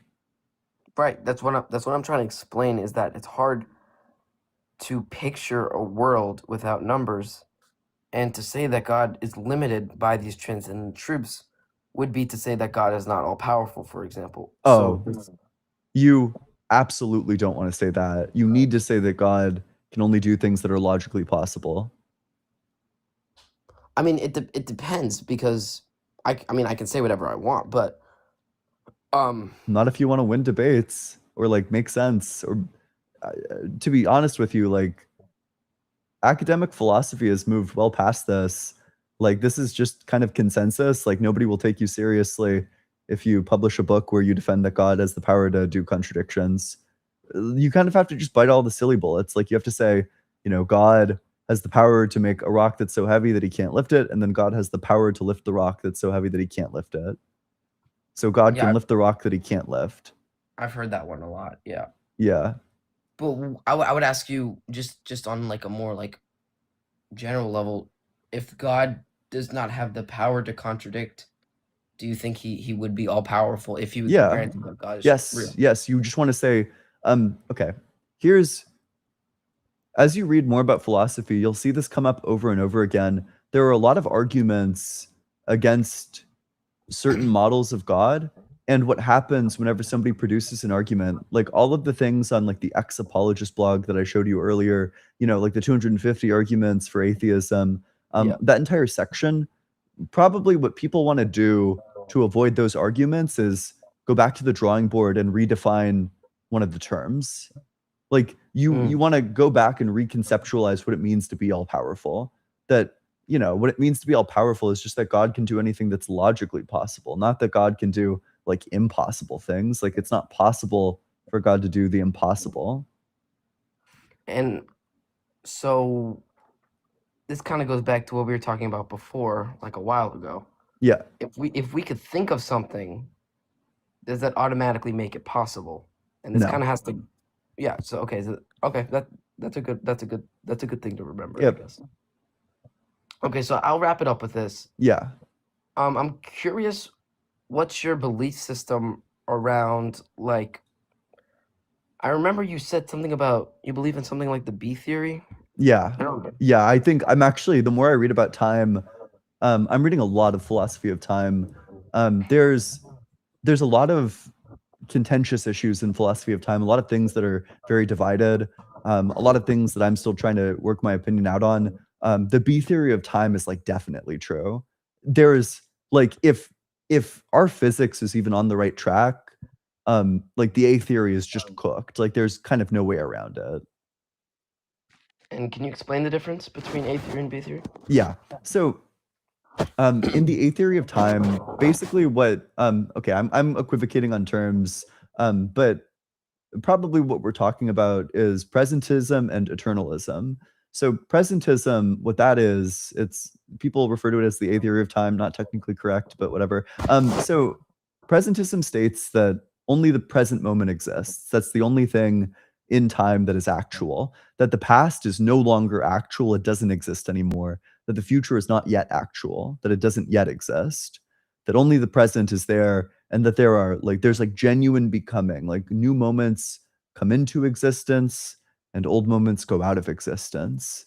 The B theory states that all moments of time are actual, that there is no unique present moment, or like this is what eternalism is committed to. It says that the past is actual, the future is actual, and the present is actual. Yeah, I see. Okay. And wouldn't that depend on the observer, though? No. I don't know why it would. Okay, so like for example, for us, the only moment that's actual is now. But then, like for example, for someone that's outside of the constraints of time, like for example, for me that would be God. God's already at our funeral. So that would assume, I guess, the B theory, but that's a really good insight. That's exactly right. A timeless God is almost certainly committed to the B theory of time for that exact reason. You know, God's knowledge, God sees everything in a way that is unchanging. which means that the thing that he's seeing must also just be unchanging. So the entire timeline must just exist. There can't be coming into existence and going out of existence. Otherwise, God's knowledge would change as a new time comes into existence and an old time goes out of existence. Right. So then wouldn't you see time not as an illusion, but as a constraint? As a constraint on humanity and its power to only see the present moment and not see the entire timeline at once? Yeah, I mean, in that sense, insofar as we're inside of time, and just based on like laws of physics, things like the spatial dimensions, we are constrained to at any moment or like any state of affairs, we can only see one moment. Okay. I'll end it there, but Mhm. I would love to come back and we can actually debate religion rather than all this natural theology stuff. It's Yeah, really that's totally fine. Hey, you should drop me a follow so I'll remember you and bring you up. But you're like super good faith. You'll I don't know, read a lot, use the resources that I shouted out. You should be on the SEP. Gosh, you should be grinding out the Stanford Encyclopedia of Philosophy like every single day. I swear to God, it's great. It's like a fantastic resource. You will learn so much just by opening up things that you're interested in and like starting to read. But good luck. I wish you the best of luck with the book that you're writing. Yeah, thank you so much. It's gonna take a while, but Mhm. I'm ready for the challenge. Yep. Hey, also you should consider joining the Discord. We have, I don't know, we have a lot of people in there who are interested in philosophy. I'm sure they'd love to help you out. All right, yeah, sounds good. Yep. All right. Thank. Oh, fuck, I cut him too soon. Gosh, McFucking damn it.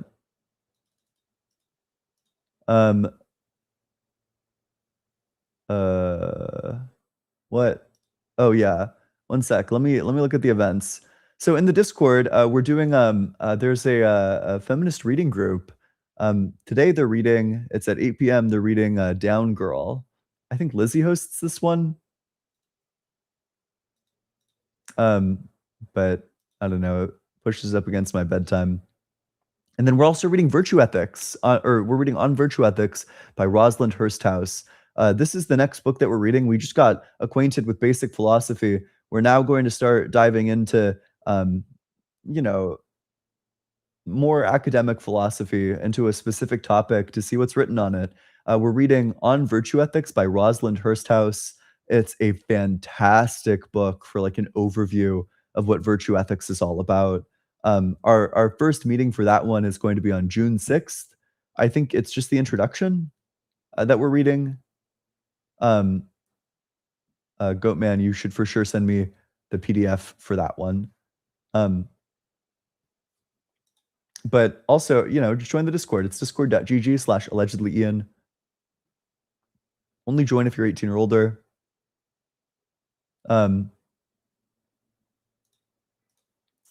And sorry, wait, I have supers as well. Oh, also, yeah, there's Jackbox games nights and Wednesdays. QR code on the screen if you're on YouTube.